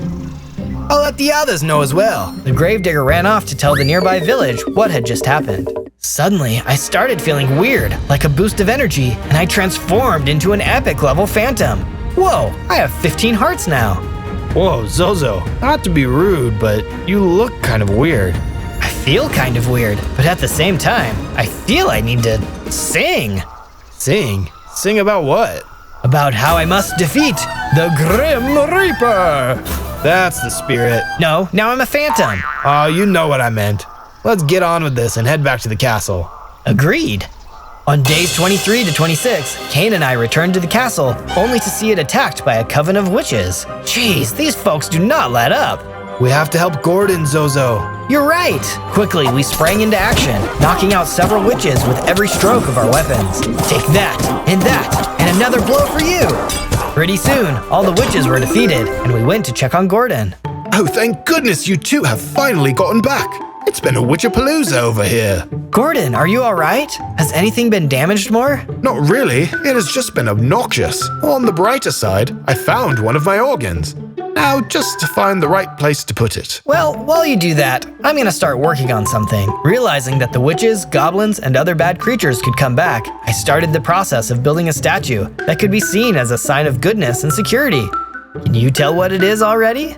After I was done building the first part of the statue, I noticed a message in the sky. Subscribe? Huh, weird message, but definitely one to listen to. On days 27 to 31, I journeyed to the Valley of Snakes to find one of the pieces of the trident. Well, this place looks eerie. As I journeyed deeper into the valley, I began to hear noises of movement around the walls. Alright, I definitely need to be careful, but I have to know what's inside of this wall. What if it's what I'm looking for? I broke through the wall and fell down into a pit that had a giant pit viper in it. He charged towards me with his rapid speed, snapping his jaws and delivering some blows. Youch! I looked down and realized I had been bitten and poisoned by the pit viper. I managed to hide from him for a short while I healed. After healing for a bit, I decided I was strong enough to face it once more, so I charged into battle. I landed some attacks, but so did the viper. He poisoned me again, so I tried to hide, but it seemed like the viper had enough. He lied down and pleaded with me to leave him alone after I re-emerged from the tunnels. Where is the piece of the trident I need? All right, I'll give it to you. Just stop hitting me. I did what the pit asked, and he proceeded to give me the missing piece. On days 32 to 35, I traveled to the village the gravedigger mentioned, where I saw the Grim Reaper and some goblins in the nearby cemetery. Oh no, I can't fight him now. I only just got the first piece of the trident. Luckily for me though, the Grim Reaper wasn't interested in attacking me. Unluckily for the village, he was interested in attacking them. I could see a group of goblins launching explosives into the village. No, don't! The people! Quickly, I sprang into action, helping where I could to put out any fires the goblins set off with their explosions. Thank you for your help, Zozo. Unfortunately, those goblins did a lot of damage to the village, and now we have no place to live. Tell you what, when you folks finish your repairs, you can all come and live with me in my castle. Wow, really? Do you mean it? Of course. It gets kind of lonely there with only a ghost organist and a werewolf.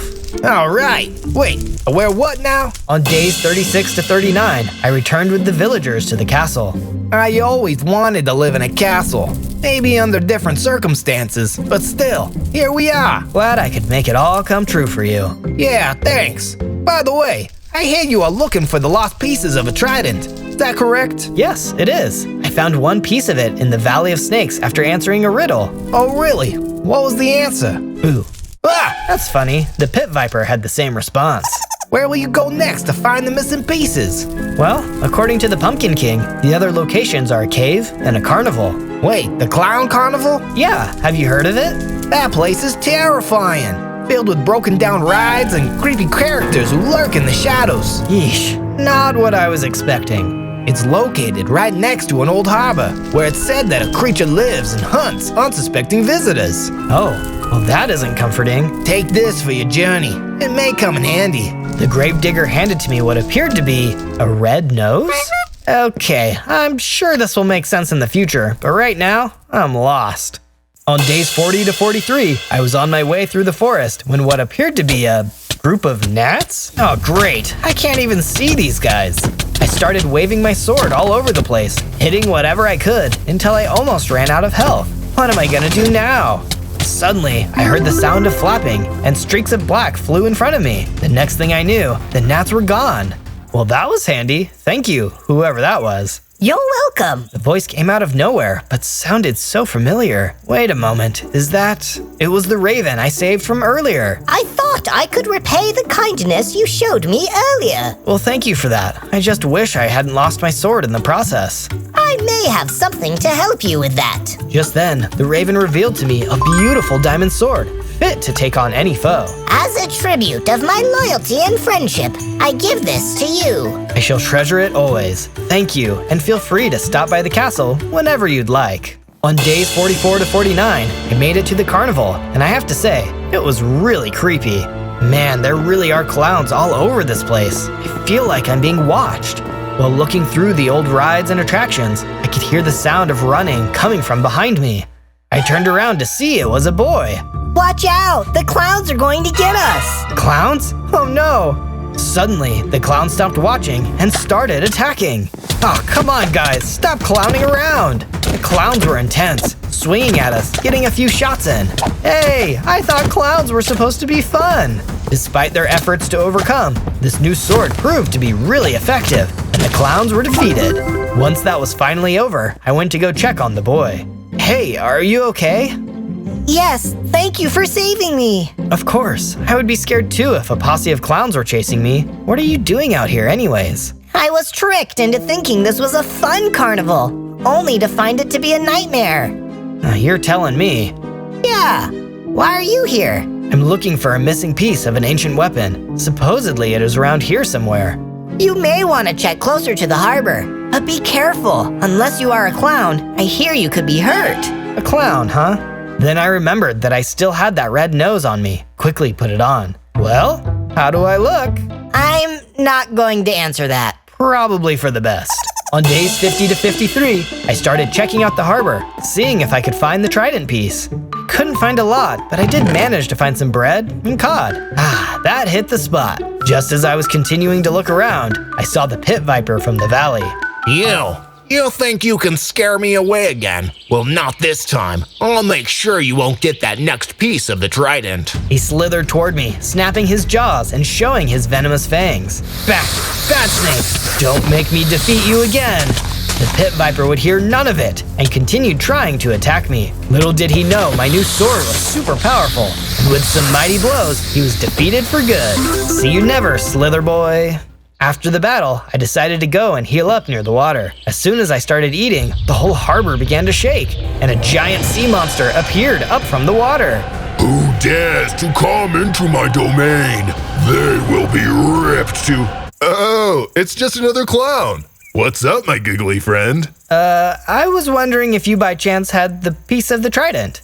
Oh, that thing? Sure. Heck, it's been taking up room down here for a while. Keep it if you like. Gee, thanks. No problemo. Sea monster out. Just like that, he went back into the ocean.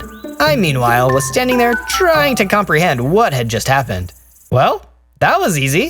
On days 54 to 57, I brought the boy, whose name was Jamie, back to the castle. Right away, I got to work, decorating a room in the castle for him. After I was done, Kane ran in looking for me. Zozo, I'm glad I found you. I need your help. Quickly. What's the issue, Kane? My werewolf friends have been captured by a group of vampires. Vampires? Really? Our most deadly enemy. I need your help to free them.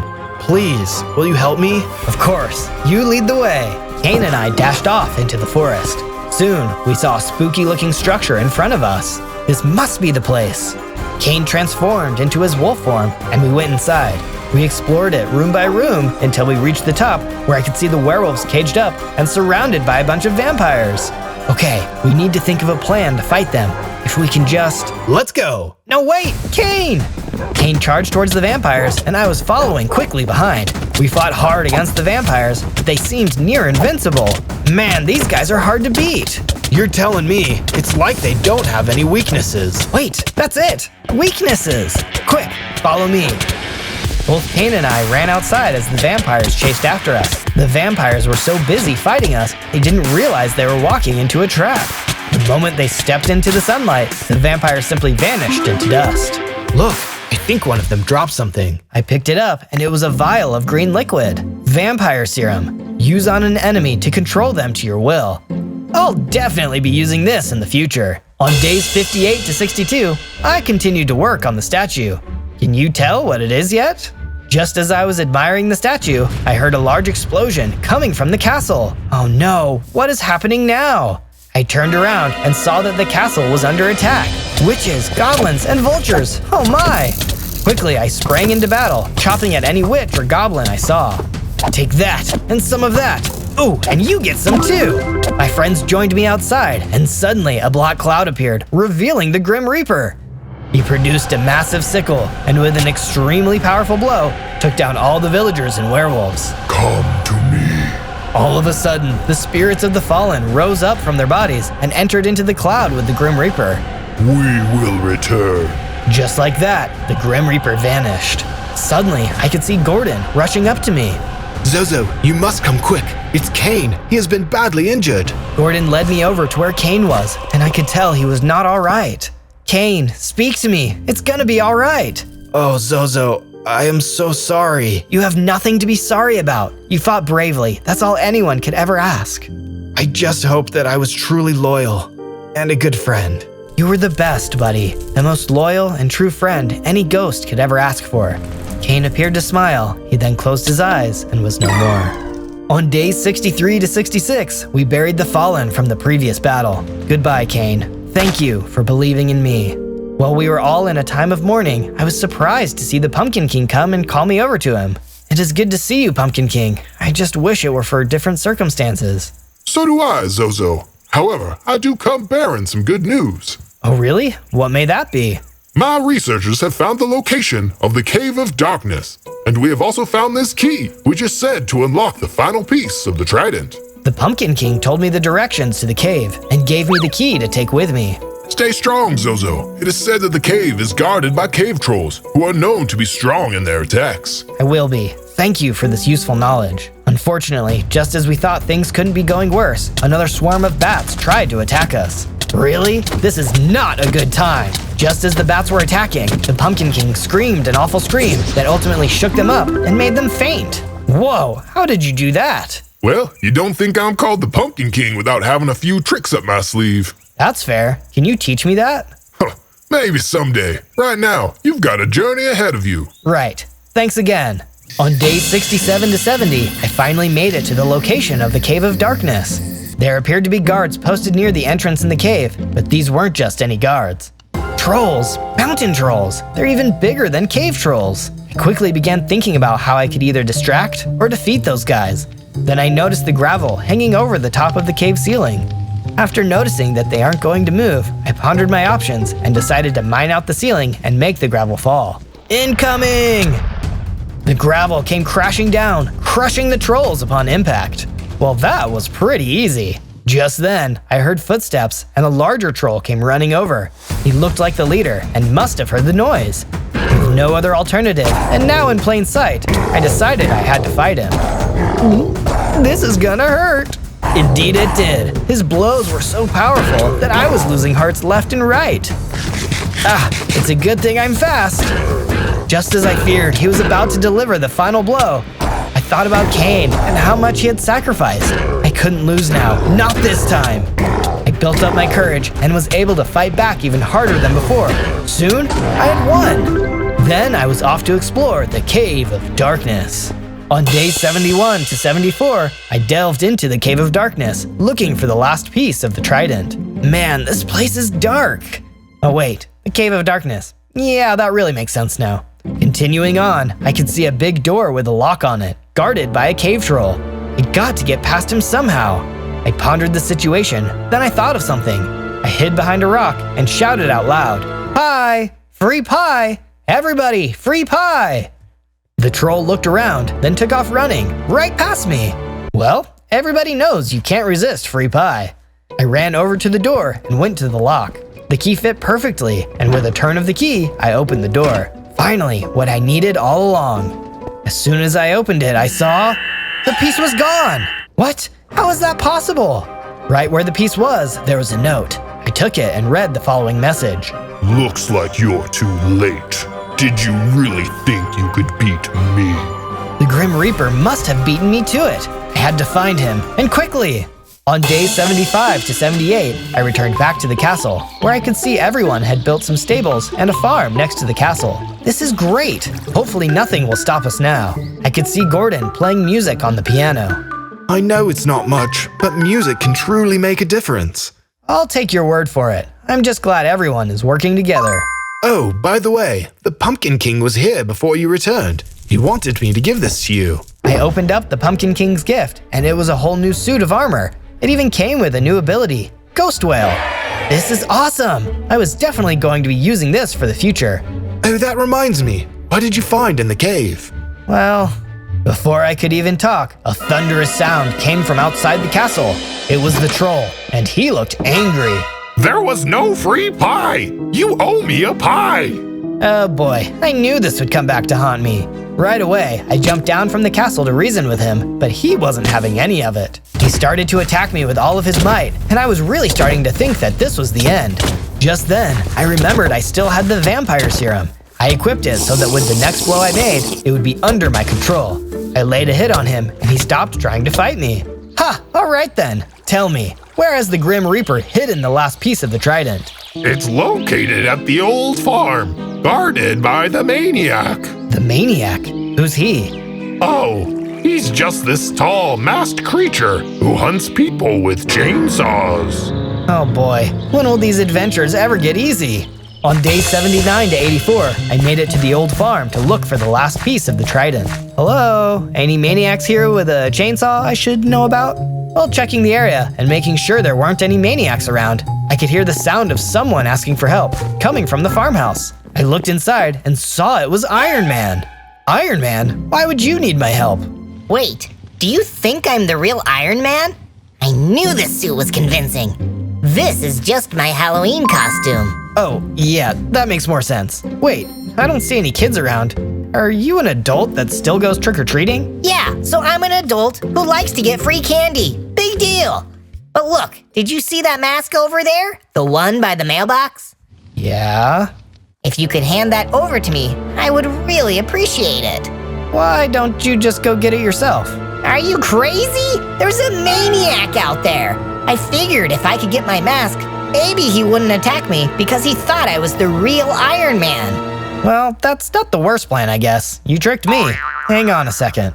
I ran over to the mailbox and quickly picked up the mask. I returned to the door to give the man the mask. Okay, before you go, I need to ask a couple questions. All right, mask first, please. Fine. I'm looking for a missing piece of an ancient weapon I need. Have you seen anything like that? Just then, I heard what could only be called dark laughing coming from outside. Sounds like it's time for you to go. The trick-or-treater jumped up and ran out the back door. I ran back outside and saw the Grim Reaper hovering above the barn. Foolish ghost, did you really think it would be that easy? Easy? No part of this was really easy. Where's that missing piece, Reaper? Oh, Do you mean this? The Grim Reaper revealed the last piece. It was the one that had all the spears at the end. I hope you have enjoyed your journey, little ghost. Now prepare to watch it crumble to pieces. In his hand, the Grim Reaper destroyed the last piece of the trident, breaking it to pieces on the ground. No, you villain! Yeah, that's kind of the point. Oh, and there's someone in here who is just crazy about meeting you. Good luck trying to fight off this maniac. In an instant, the Grim Reaper was gone, and now I had a new enemy to face. The door of the house next to the barn broke to reveal the maniac I had heard so much about. He ran towards me, his chainsaw in hand. I thought quickly, then I remembered the Pumpkin King's gift of the ghost whale. As the maniac grew closer, I yelled as loud as I could, letting loose a great big force from my mouth, like a powerful wind. It knocked the maniac off his feet and took him out. I ran over to where he had come from and saw he had another chainsaw in a crate. I picked it up, along with the pieces of the trident the Grim Reaper had left behind.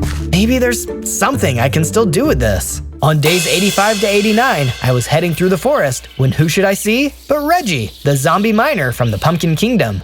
Reggie, it's good to see you, but what are you doing here?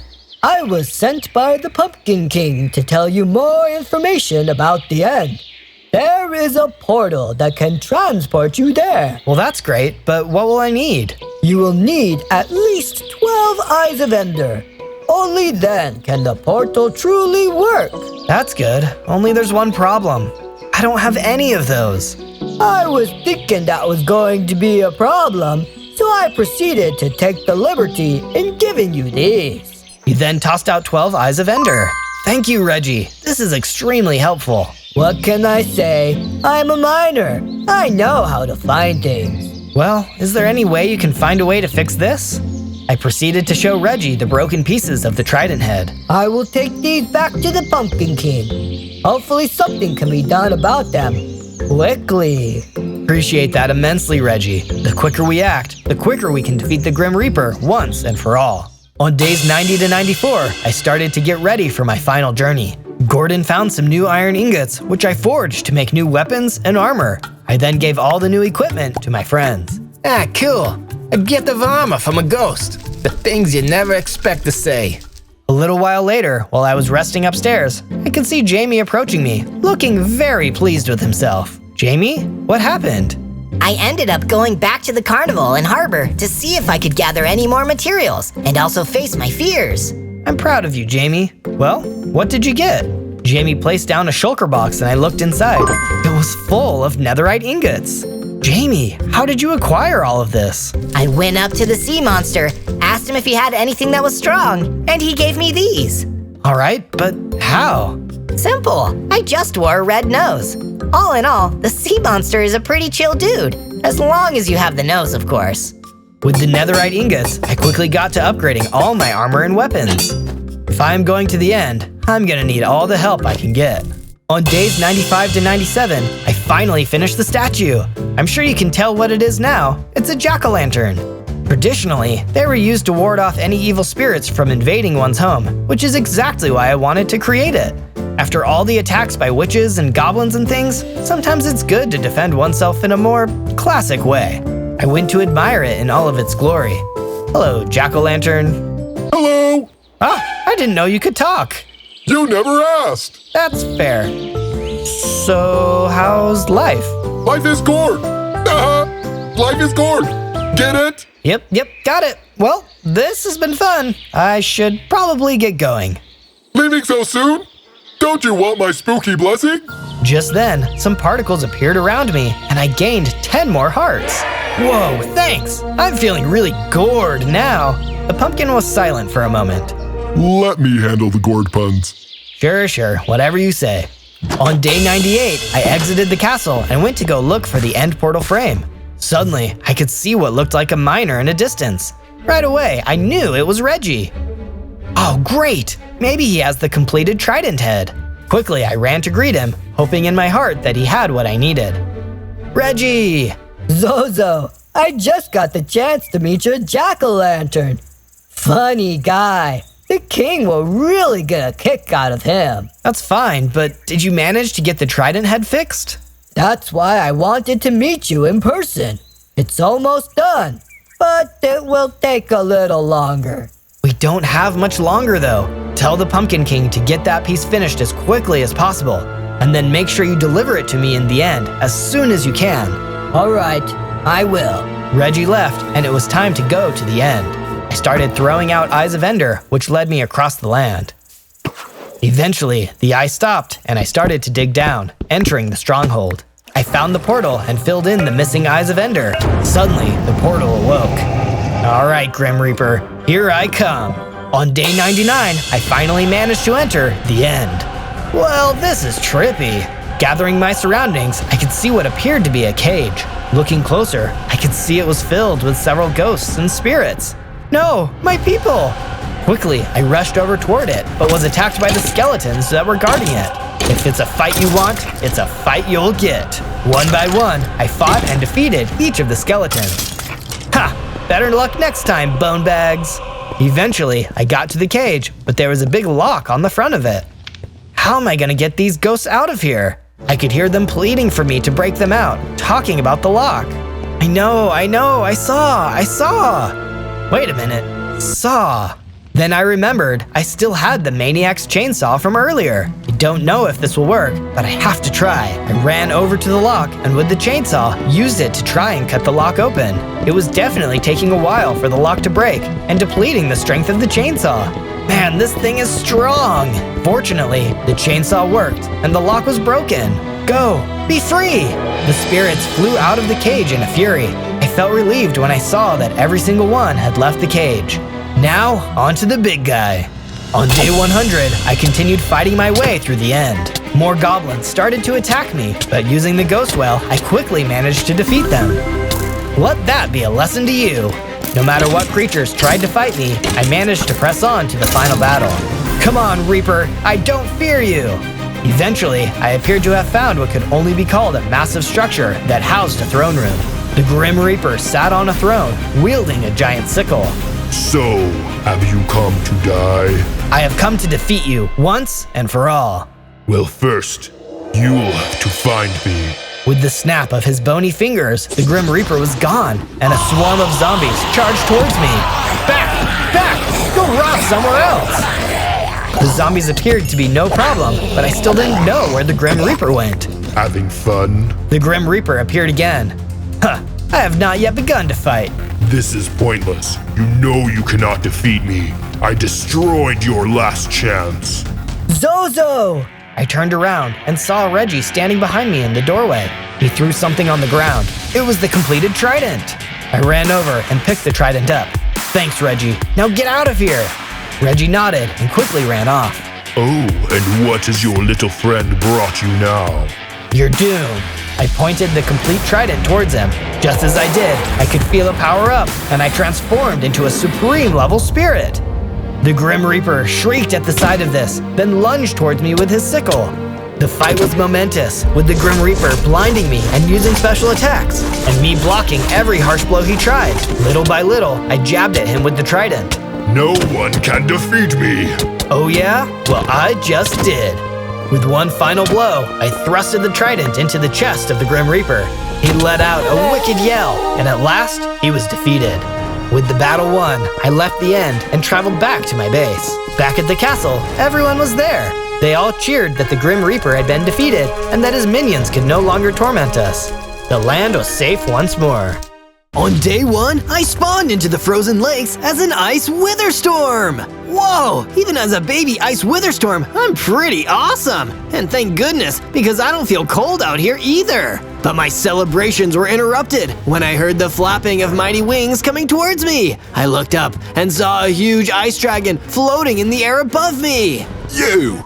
Me? Don't be funny with me, boyo. What's your name? I'm Zozo, mister! I'm Ivan the Ice Dragon, and that means ice is my thing. You think you can steal my thing, you wee little Witherstorm? I'll teach you what it means to be truly ice cold. Ivan fired a huge ice blast down towards me. It nearly hit me, but I was lucky enough to dodge at the last second. Hey, you almost hit me. Yeah, that's what we in the business call a warning shot, dummy. The next one will come when you least expect it. You want to keep the icy cred? You've got 100 days to earn it, or frostbite is gonna be the least of your worries. He unleashed an even more powerful ice blast, and this time I just had to run for my life. Gotta beat Ivan, or he's gonna freeze me to my doom.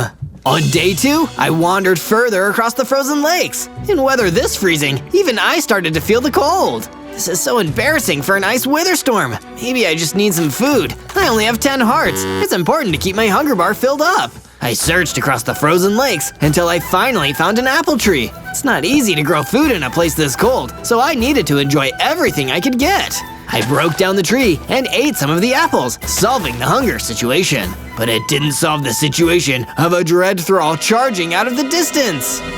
Enjoy those apples, you little baby. That's such a baby thing to do. Eat apples. Is it? I'm not sure I follow your logic here. It makes sense when you're a dread thrall, okay? It's like a cultural thing. Anyways, let's fight. Ivan told me that a witherstorm was trying to jack his style. I owe it to him to put you down. The dread thrall ran at me and unleashed some powerful attacks. I wasn't strong enough to fight him yet, so all I could do was break away from the fight and run for my life. I got out of there as fast as I could, but as I cowered behind a pile of snow, I heard something approaching. I was terrified, worried that it could be the dread thrall. Instead, a cyclops stepped out. Come with me if you want to live. How could I deny an offer like that?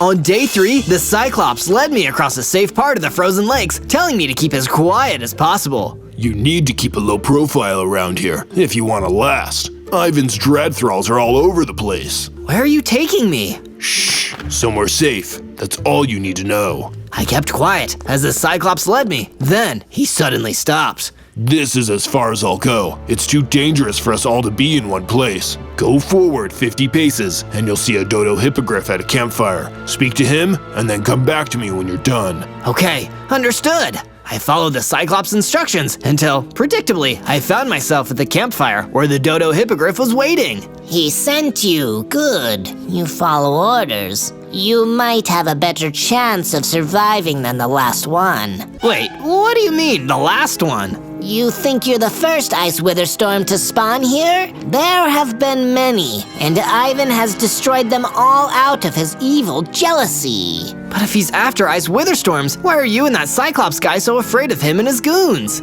Your people have the worst of it, but Ivan is a nightmare for all of us. Anyone who bruises his ego gets destroyed. We want him gone, and with our powers combined, we can make it happen. What do I need to do?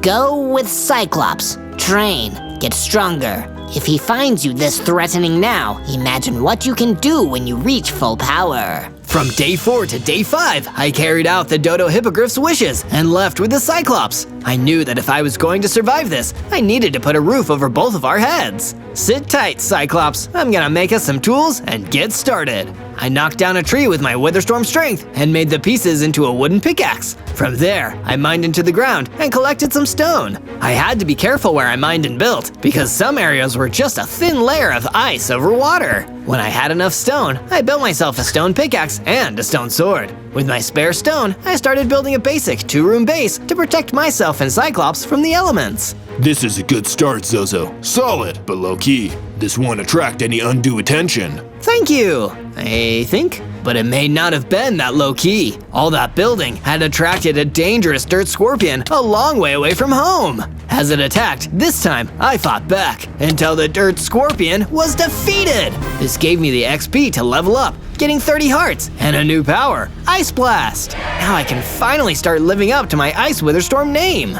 From day 6 to day 8, I left the Cyclops back at the base while I went out to explore a nearby frosty mountain range called the Alps. Wow, the air is very thin up here. I probably wouldn't make a habit of hanging out up here. But my thoughts were interrupted by an adorable orange and white kitty running up towards me. Please, stranger, I need some help. There's something terrible happening back there. Calm down, calm down. What's going on here, kitty? A dread scuttler. It's horrible, and it was chasing after me. I was so scared. Don't worry, kitty. You just hang back here, and I'll go take care of it. Thank you, stranger. Thank you. Please, call me Zozo. I braced myself and went off in the direction that the kitty came from. It didn't take me long to find the dread scuttler, and with the help of my ice blast and my stone sword, it didn't take long for me to beat it either. Afterwards, the kitty approached me, happy that I'd taken care of the nasty dread scuttler. Zozo, that was amazing! You're the best! Please, it was nothing. Well, if it was so easy, maybe you'll help me take care of a dreadlich not far from here. He's been causing a lot of trouble. Sure, I'll always do my best.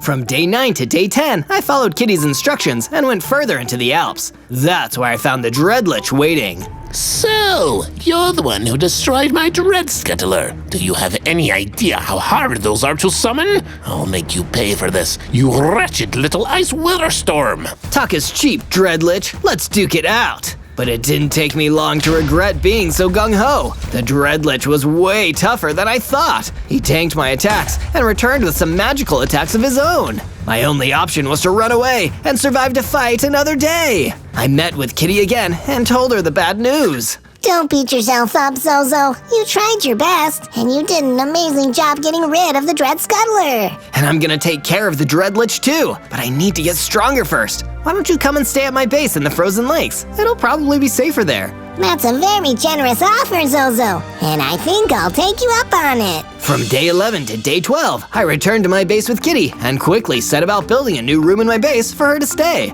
I made sure it was the kind of room that'd be really cozy for a cute little kitty. What do you think, Kitty? I think you did an amazing job, Zozo. So amazing, in fact, that I made a few base upgrades of my own to repay you. And Kitty certainly had made some awesome upgrades. She created a sheep farm full of, yep, you guessed it, sheep. She'd also created a furnace and a storage room. Are you implying I should go and forge myself some new weapons, Kitty? Nothing gets past you, Zozo. I searched until I found a decent cavern for mining, and searched until I found a healthy vein of iron ore. I dug up the ore and took it back to my base with me. There, I used the furnace Kitty built to smelt my ore into iron ingots. And with those and some sticks, I made myself an iron pickaxe and an iron sword. Now I'm stronger than ever before. That's what I'm talking about.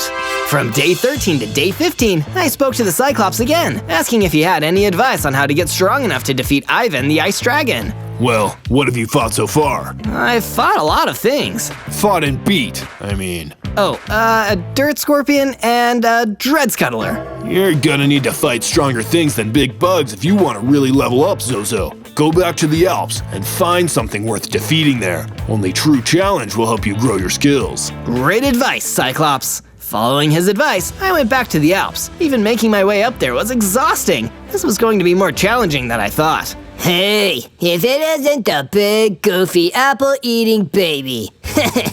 I knew I'd find you eventually, and now you're doomed. It was the same dread thrall who'd hassled me earlier, but this time I wasn't going to talk to him. I was going to fight him, and I was going to win. With a combination of ice blasts and lethal strikes from my iron sword, the dread thrall was vanquished, and I picked up a healing potion he dropped. Once I'd swigged it down, I started to transform. I got bigger, stronger. I had 60 hearts and a new ability, shooting with a wither skull. Half ice, half witherstorm. My power is really coming along.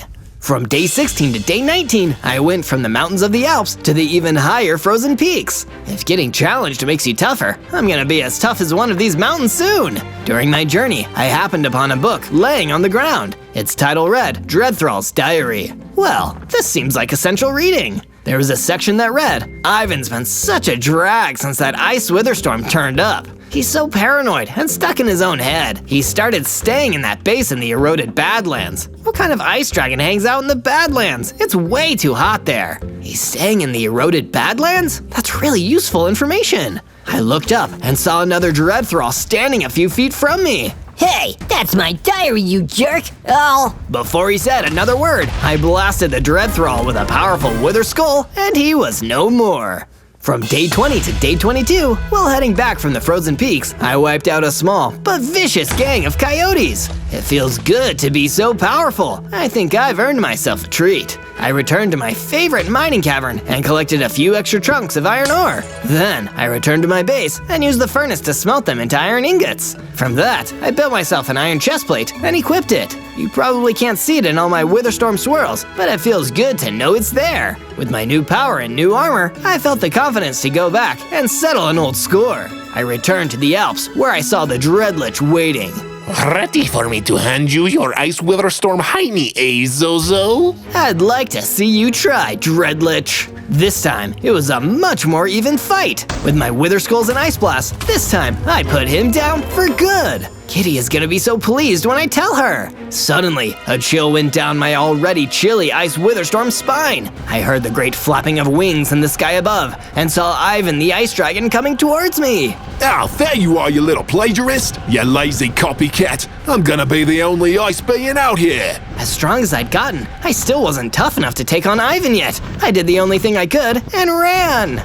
From day 23 to day 26, I made it safely back to my base and rushed to tell Kitty the good news. Hey Kitty, remember that Dreadlich you were having trouble with? You mean the one you were having trouble with, Zozo? Well, those troubles are over. I defeated him. Perfect! Nicely done, Zozo! I didn't want to rest on my victory for too long. After all, I had only just narrowly escaped from Ivan. I still needed to get much stronger if I was going to take him down for good. I decided to venture back to the mines and have another shot at gathering up some more iron ore. Luckily for me, there was plenty to be found in another vein underground, and I hacked away with my pickaxe. Once I had gathered up enough ore, I smelted it into some shiny new iron ingots. I had plenty to smith myself an iron helmet and sturdy pair of iron boots to match my chest piece. Now, I was fully protected. Zozo, come have a look! What's new, Kitty Cat? Whoa! Kitty had been working on an upgrade to my base as a way of saying thank you for helping her out.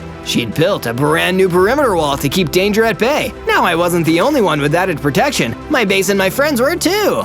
From day 27 to day 31, I headed back to the Frozen Peaks. Now that a few of the Dread Thralls and that pesky Dreadlich were taken care of, it was a bit safer for me to explore the area. Although, I had my guard up when I spotted a mighty behemoth. But was he a friend or foe? Relax, little Ice WITHERSTORM. Take a chill pill. Sorry, I can't be too careful with Ivan and his Dread Horde around. Oh, that buzzkill. Yeah, I can imagine he would have given an icicle like you a really icy reception. Are you gonna keep making jokes like that all day? Sorry, man. I'm just feeling pretty good since you took out all those Dread Thralls. It's made things around here way cooler. But you know there's still plenty of Ivan's minions around, right? You're right, and it's not safe for you here, Behemoth. Head back to my base with me. Sweet! You're a pretty chilled guy, Zozo. I made my way back to the base with the Behemoth. Once we had returned, I was able to grab some wool from the flock of sheep in the pen and use that wool to make some nice decorative banners that really livened the place up. Once the decorating work was done, the Cyclops ran over in a panic. Zozo, come quickly. I need your help. There is another challenge that might help build your strengths. Then lead the way. From day 32 to day 35, my Cyclops friend and mentor took me towards the frozen lakes, where we came across a sight that even made my Ice WITHERSTORM self shiver. A swarm of Ivan the Ice Dragon's Dread Thralls were chasing after Dodo the Hippogriff. Zozo, help! It's Ivan. He's found me. He's on to us. I leapt into battle, swinging my iron sword to chop down some of the Dread Thralls. I let off an Ice Blast, then another attack, my Wither Skull Blast. I was desperately trying to clear a path to reach the Dodo Hippogriff, but there were just too many Dread Thralls in the way. No! The Dread Thralls destroyed the Dodo Hippogriff. I slashed my sword at them, taking down each and every one of them, until not a single Thrall was left standing. But I was still too late. From day 36 to day 39, I decided to wander off on my own for a little while. I needed to clear my head and be alone with my thoughts. I hadn't known the Dodo Hippogriff all that long, but I was still sad I couldn't save him. He'd had a lot of faith in me being able to take on Ivan, so I figured maybe my sadness was a reminder that I couldn't take his wisdom for granted. I had to make sure I lived up to the Dodo Hippogriff's expectations. On my travels, I encountered a cactoid in the Alps. My. Will you please help me? I'm being pursued by a beastly creature. Sure thing. Just point me at the nasty critter, and it's as good as gone. The cactoid led me to the creature that had been coming after him, a horrible hellhound. I grabbed my sword and readied for a fight. After all, the Dodo Hippogriff had told me the path to victory was getting stronger, and any battle was a chance to improve. I took down the hellhound with little effort and went back to the cactoid to tell him the good news. Oh my, thank you, kind, chilly stranger. I've seen Ivan's minions on the move more and more lately. His ego must have been pricked something fierce. Yeah, that dragon really is vain. He took out one of my friends just to get at me.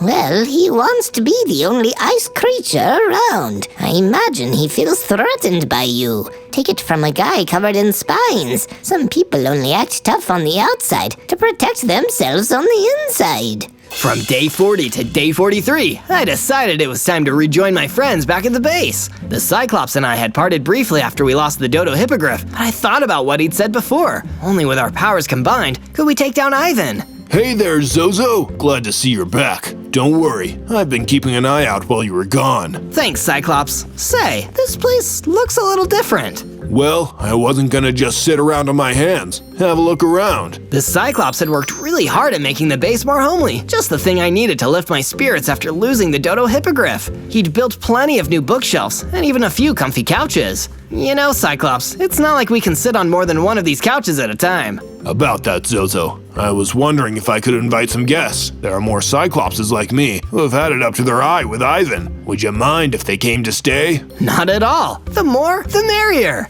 After the other Cyclopses came in and found their places, the Behemoth came over to talk to me. Say, Zozo, when you've got a moment, I also have a favor to ask you. From day 44 to day 49, I set off from my base to carry out a quest that my friend the Behemoth had given me. He said that there was a silver Lobo hiding somewhere in the frozen peaks, and that he had some useful info that would help me taking down Ivan, if I could take him down, that is. But while I was beginning my search, I heard the flap of two icy wings and had to leap out of the way as Ivan arrived, swooping in for an ambush. There you are. I thought you would have given up after my dread thralls killed your poor friend, the Dodo Hippogriff. You know, he'd still be alive if you had just turned yourself over and let me destroy you, little Witherstorm. What's your problem, Ivan? You're really going out of your way to try and stop me from getting stronger. Seems like you might be a little insecure. You're a pest. Nothing more than a chilly breeze. I'm an ice dragon. I should be the master of the freezing cold. I'll unleash a whole new ice age on this world, an endless deep freeze. But as long as you're around, you're in my way.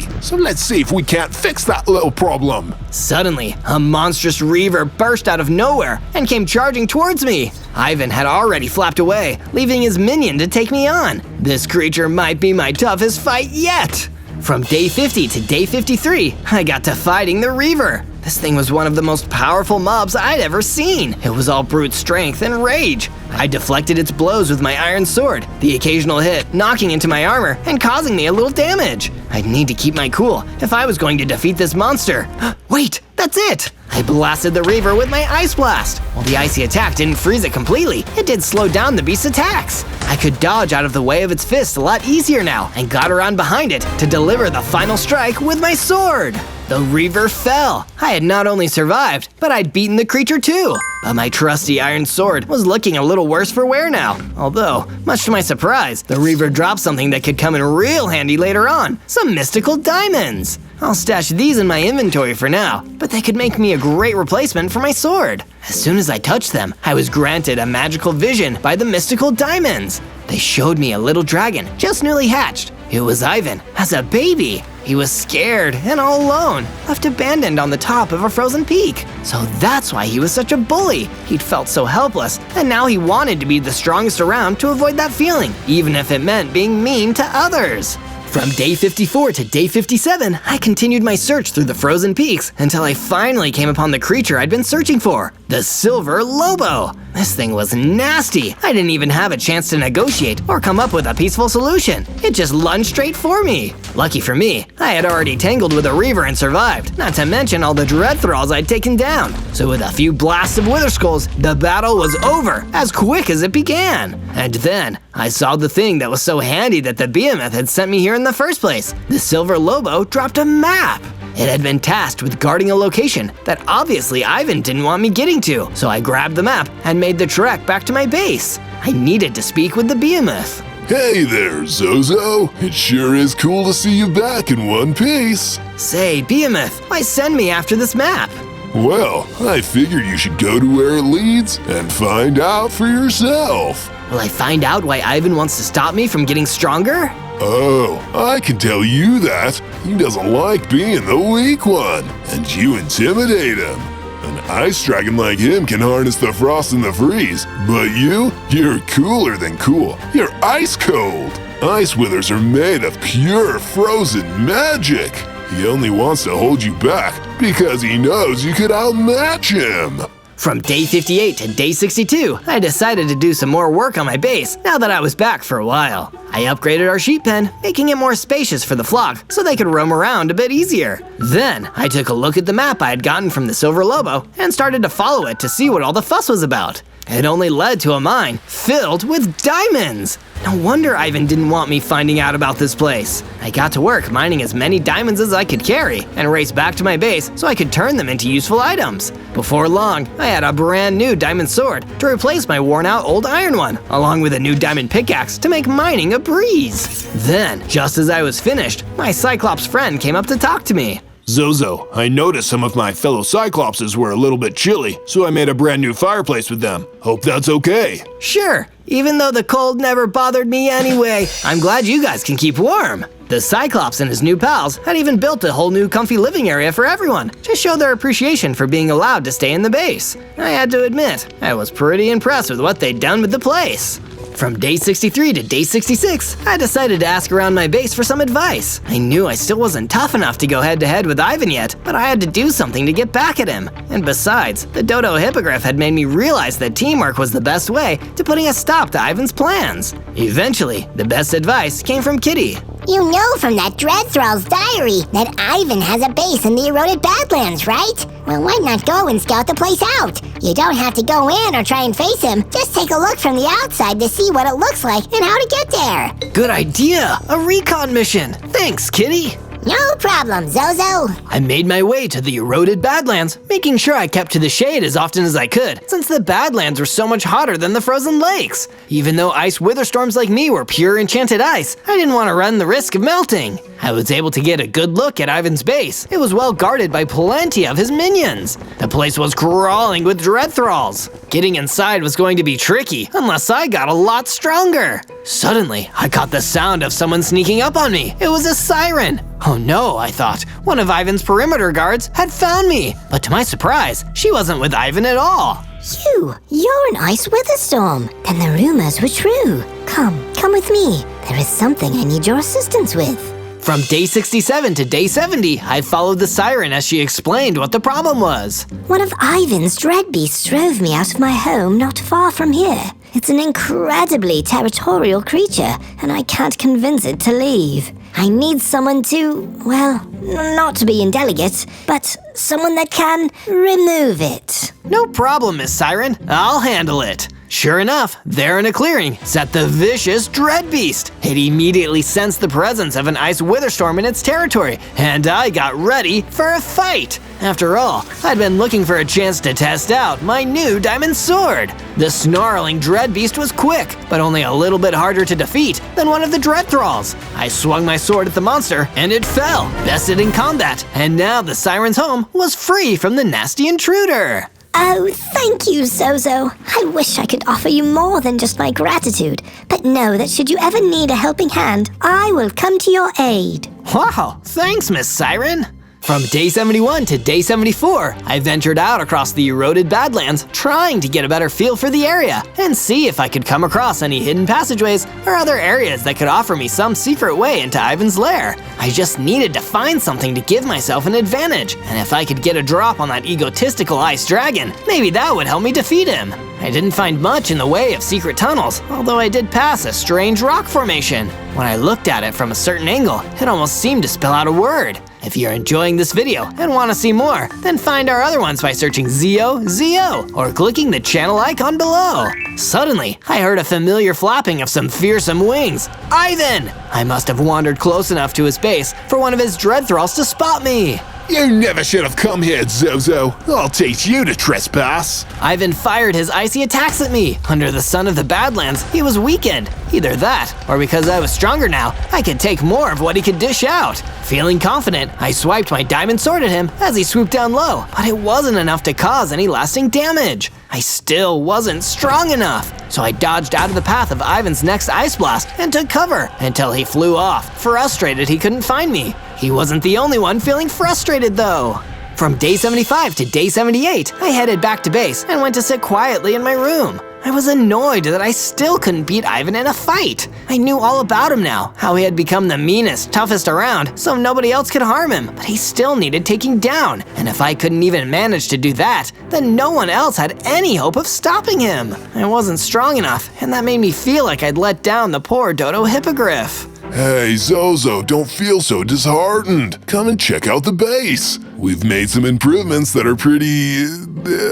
they're good. It's okay, Behemoth. You can make a nice joke. They're pretty cool. That's what they are. Here, I'll show you. The Behemoth showed me around the base, eager for me to see the new battlements he and the others had been working hard to install. There was now a brand new watchtower, offering a great vantage point to spot Ivan or any of his minions coming if they ever tried to attack our base. I had to admit, even in my low mood, it helped to lift my spirits a little, but not as much as what came next. Zozo, my Cyclops brethren and I have been talking, and I've been thinking about what the Dodo Hippogriff said to you about combining our powers. This battle axe is a sacred item to us, and, well, we think you should have it. I was honored. I took hold of the Cyclops battle axe and hoisted it high. I could feel its magic coursing through me as I suddenly grew larger. It granted me 100 hearts and even passed on some ancient wisdom to me, how to perform a special attack called a whirlwind attack.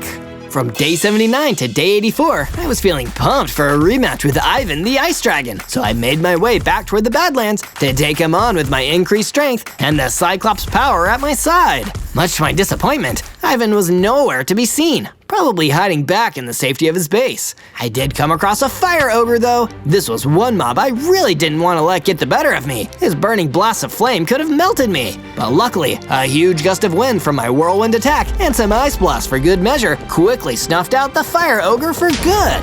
But before I could celebrate, I got quite the fright when a ghost appeared behind me. Hey, don't sneak up on me like that. My apologies. I've been wandering these Badlands for longer than I could remember, just looking for where I fell in my last life. Well, I'm sure I could help you look. The ghost and I searched around for a while, and he seemed to be pretty grateful just to have someone to talk to after being on his own for so long. After a little digging, we came across a shiny diamond helmet. You found my helmet. This must have been where my body was. Thank you, Zozo. Now I can rest. Here, take my helmet. I'd rather it went to someone worthy like you. This was perfect. Some added protection from attacks would give me an edge against Ivan.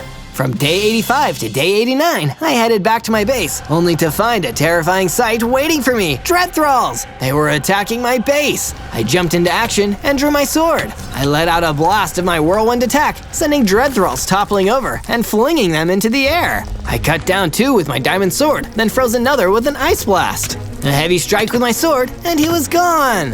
Ah, jeez. They promised that ICE WITHERSTORM was just a big, goofy, apple-eating baby. That's no baby. Let's get the heck out of here. With that, the remaining Dread Thralls ran off, and I rushed after them. I had to make sure they didn't make it back to Ivan. If they led him to where my base was located, he could destroy all of my friends. I wasn't about to let that happen. I chased the Dread Thralls across the frozen lakes until they were pretty far from my base. I almost lost track of them, but thankfully, I passed a pink pixie who pointed me in their direction. Hurry, Zozo! Those horrid brutes are tearing through the lakes, causing chaos! Please, give them what for? From day 90 to day 94, I caught up with the Dread Thralls. They'd ran all the way back to the eroded Badlands. If I didn't act quickly, they'd reveal the location of my friends to Ivan, then he'd attack. They were approaching Ivan's base when suddenly the Thralls stopped. A hideous creature came out to meet them. It was a Gorgon. What news for Master Ivan? We found where the big, goofy, apple-eating baby was hiding. But he wasn't no goofy, apple-eating baby. He's a powerful ICE WITHERSTORM. Silence! Lower your voice. Don't let our master hear. I will break the news to him. First, tell me where I can find this troublesome ICE WITHERSTORM. After the Dread Thralls left, I ran in to take on the Gorgon alone. I'm right here. The Gorgon gave an angry hiss as I jumped out from my hiding spot and cut down one of the Thralls. I took them out much easier than when I'd first started out, but getting rid of them was only the beginning. The Gorgon attacked. I had to use all the attacks I had learned to fend him off. This was by far my toughest fight yet. From day 95 to day 97, I continued trading blows with the Gorgon. I thought of the Dodo Hippogriff and his wise guidance, and of the Behemoth, Kitty, and the Cyclopses, and all they had done for me. I couldn't let them down. An icicle like you can't best me. Out here in the Badlands is where a serpent like me can thrive. Yeah? Well, if you're anything like your boss, then you're just talking a big game to hide how uncertain you are. And I never met a snake I could trust. A snake, that was it! A cold-blooded reptile. That's why the Gorgon lived out here where it was warm. If I used my frosty powers, I could make him drowsy, slow him down. So that's what I did, firing off as many ice blasts as I could, despite the scorching sunlight. It was working. The Gorgon's attacks got slower, easier to dodge, and I could slash the frozen parts of his body to chip away at his health. Soon, he had been defeated. I'd done it. I'd taken down Ivan's top henchman. The Gorgon even dropped a key that would get me into Ivan's base. Wait, don't you want to know what happened to the others? Others? The other Ice Witherstorms? Yes, how my master destroyed them all. With his dying breath, the Gorgon told me that Ivan, after being abandoned on a frosty peak, devoted himself to being the coldest creature around. He had hunted down other ice withers to absorb their freezing powers and make himself stronger. That was why he had been trying to get to me this whole time. I had to stop him, but I'd need to gear up before the final fight. On day 98, I made my way back to my base, hoping to prepare myself for my final showdown against Ivan. It had all been building to this, and I hoped I was ready. First, I spoke to Behemoth. Don't worry, Zozo. I'm sure you've got what it takes to take down Ivan. You're the coolest customer I know. Thanks for that, Behemoth. Then, Kitty. Zozo, take care! Remember to lick your wounds, and don't fight if you've got a hairball. Trust me on that one. I'll take your word for it, Kitty. And finally, the Cyclops. Listen, Zozo, I can't thank you enough for giving me and my Cyclops friends a home. I think the Dodo Hippogriff would be proud of how far you've come. We combined our powers, and it made you the powerful Ice Witherstorm you are. I just hope that I'm ready to take on Ivan. None of us are ever ready for challenges, Zozo. We just have to tell ourselves we are, and remember what challenges are for. There to make us stronger. On day 99, I made my way back toward the lair of Ivan the Ice Dragon, passing the Alps on my journey towards the eroded Badlands. When I finally reached my destination, it seemed Ivan hadn't taken the fall of his Gorgon too well. The place was crawling with dread thralls. I knew I could handle a group of them, but this was way more than I had ever seen. What I could really do with is getting help getting past these dread thralls. But of course, you only had to ask Zozo. Miss Siren! My siren song can distract these thralls for a time. That should help you deal with them. You go in there and take on Ivan once and for all. On day 100, I made my way into the heart of Ivan's lair and came face to face with the frozen dragon himself. So, you've come to get melted, like all the other Ice Witherstorms. No way, Ivan. I'm here to stop you. I understand why you feel the need to be so tough, but it doesn't excuse hurting people. I am tough. Why do you think that me, an ice dragon, would make my home here in the eroded Badlands? Because I'm strong enough, cold enough to withstand the heat. Let's see about that. We clashed. The fight was on. Ivan was much bigger than me and could fly, so he already had a few advantages I didn't. But I had plenty of my own. I was smaller, faster, and far stronger than when we had last fought. Like before, I kept trying to take some swings of my diamond sword whenever Ivan swooped down low and came in for an attack. This was working for a bit, but Ivan quickly realized what I was doing and began to stay, hovering in the air to evade my sword strikes. Flapping his wings to stay above me, he launched icy blasts my way, and I had to dodge as quick as I could. But that gave me an idea. Two can play that game, Ivan. I've got the power of ice, and the Cyclops is on my side. Moving quickly, I used my ice blasts. Then I stayed out of reach and fired some wither skulls his way. It worked. One more swipe of my diamond sword would finish it. Hey, Ivan, you really need to chill out. Boom! Ivan the Ice Dragon was defeated.